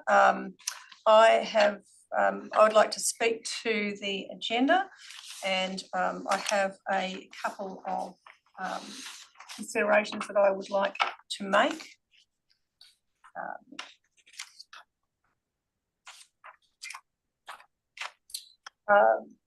First of all, from my perspective, I think the proposal is appropriate on the site and its zoning. I think that there has been a lot of concerns raised in the submissions, particularly to the frequency and the number of fast food outlets in the area. However, I note the issue from a planning perspective doesn't treat that sort of level of competition in the same way that the community has raised concerns. We sort of don't buy into that particularly. The zoning does allow for the use, and the technical documentations that support the use are the matters that have also been drawn into significant consideration. I also note that the concern also within the submissions around the zoning of it and the change of zoning, as has been confirmed by city officers, and as the materials provided in the report, that this particular site has been identified for non-residential development since the initial structure plan was created, and therefore it's been in place for some time. I do acknowledge the comments and concerns by the adjoining neighbour about the advertising or the notification of this when they were looking to purchase. Unfortunately, that is something that is essentially beyond our remit. So whilst I understand your concerns, it sort of sits separate from my decision making anyway, or from the panel's decision making in this particular case. So from my perspective, as I say, the proposed land uses I think are appropriate, having looked at the scheme provisions and the documents supporting it. The design is appropriate on this site. As I indicated earlier, the orientation towards Romeo Road is excellent. I mean, that is the primary road that people want to access from. I'm satisfied that that road as a main thoroughfare road is going to be taking the vast majority of the traffic and the movement and the visibility to the site, and so people will. It's a pretty easy access straight off the freeway to access the site and provide those and provide access to those facilities. I'm satisfied that the controls that have been talked about in regard to Paitley Street are addressing that interface, trying to balance out the two elements of the commercial operations on this site with the interface at the rear and some level of controls, noting the configuration of that particular road within the road network. At this juncture, I would, however, want to move an amendment. My amendment that I do wish to move is Amendment 4 for the minute taker. It is in relation to Condition 4. Condition 4 deals with the signage size. I know this is a variation from the scheme provision. It has been documented in the report regarding the orientation towards the orientation of this pylon sign. So my movement of this condition is aligned with the applicant's language, which is essentially to allow for the pylon sign to be up to 10 metres for both the liquor store and the fast food outlet. So the change that I'm proposing is instead of 6 metres and 8 metres, it is 10 metres for both. Is there a seconder for that amendment? It is seconded, Andrew Howe. My reasons for the change are that these type of activities are definitely dealt with, definitely predominantly use of vehicles, and the site visibility of the signage does allow for driver behaviours to appropriately access the site. I do note the site is reasonably close to the freeway off-ramps and that the road itself has a reasonable speed travelling along it. Equally, the site is opposite, on Longwall Road, is opposite currently non-residential activity, and therefore concentration of signage towards those two roads is appropriate for the functioning of this site without impacting amenity. Would the seconder like to speak to this amendment? It's pretty much considered a highway location, and what with other vegetation and things that will eventually happen on Romeo Road, I think taller signs is fine. Is there any other speakers on this amendment? If there are no other speakers, I will put the item to the vote. Amendment 4, all those in favour? It is carried unanimously.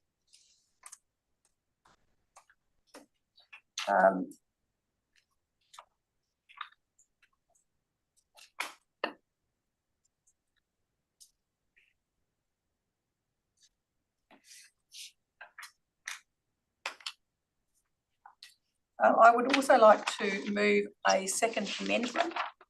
My second amendment does deal with the access restrictions. I note that the applicant has provided some comments and the city have provided a response to some of those comments, and in particular they are supportive that it is to specify the plan, and so I am moving the modification consistent with the applicant's wording. and that is Amendment 5 to appropriately reflect the access restrictions on condition 22. Sorry, what did I just say? Yes. Oh, yes, sorry, condition 22. Yeah. I beg your pardon. Yes, I'm dealing, Amendment 5 is condition 22. Presiding member.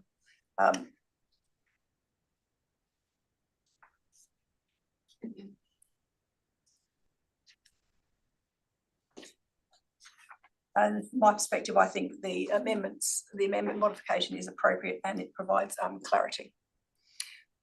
Would the second like to speak? Are there any other speakers on Amendment 5, modification to condition 22? If there are no other speakers, I will put that straight to the vote. All those in favour? It is carried. Sorry, all those in favour? It is carried unanimously. Those are my comments. I won't repeat comments that others have already talked about and the provisions that we've got in relation to both traffic and amenity concerns. And I have already indicated supportive of the proposal.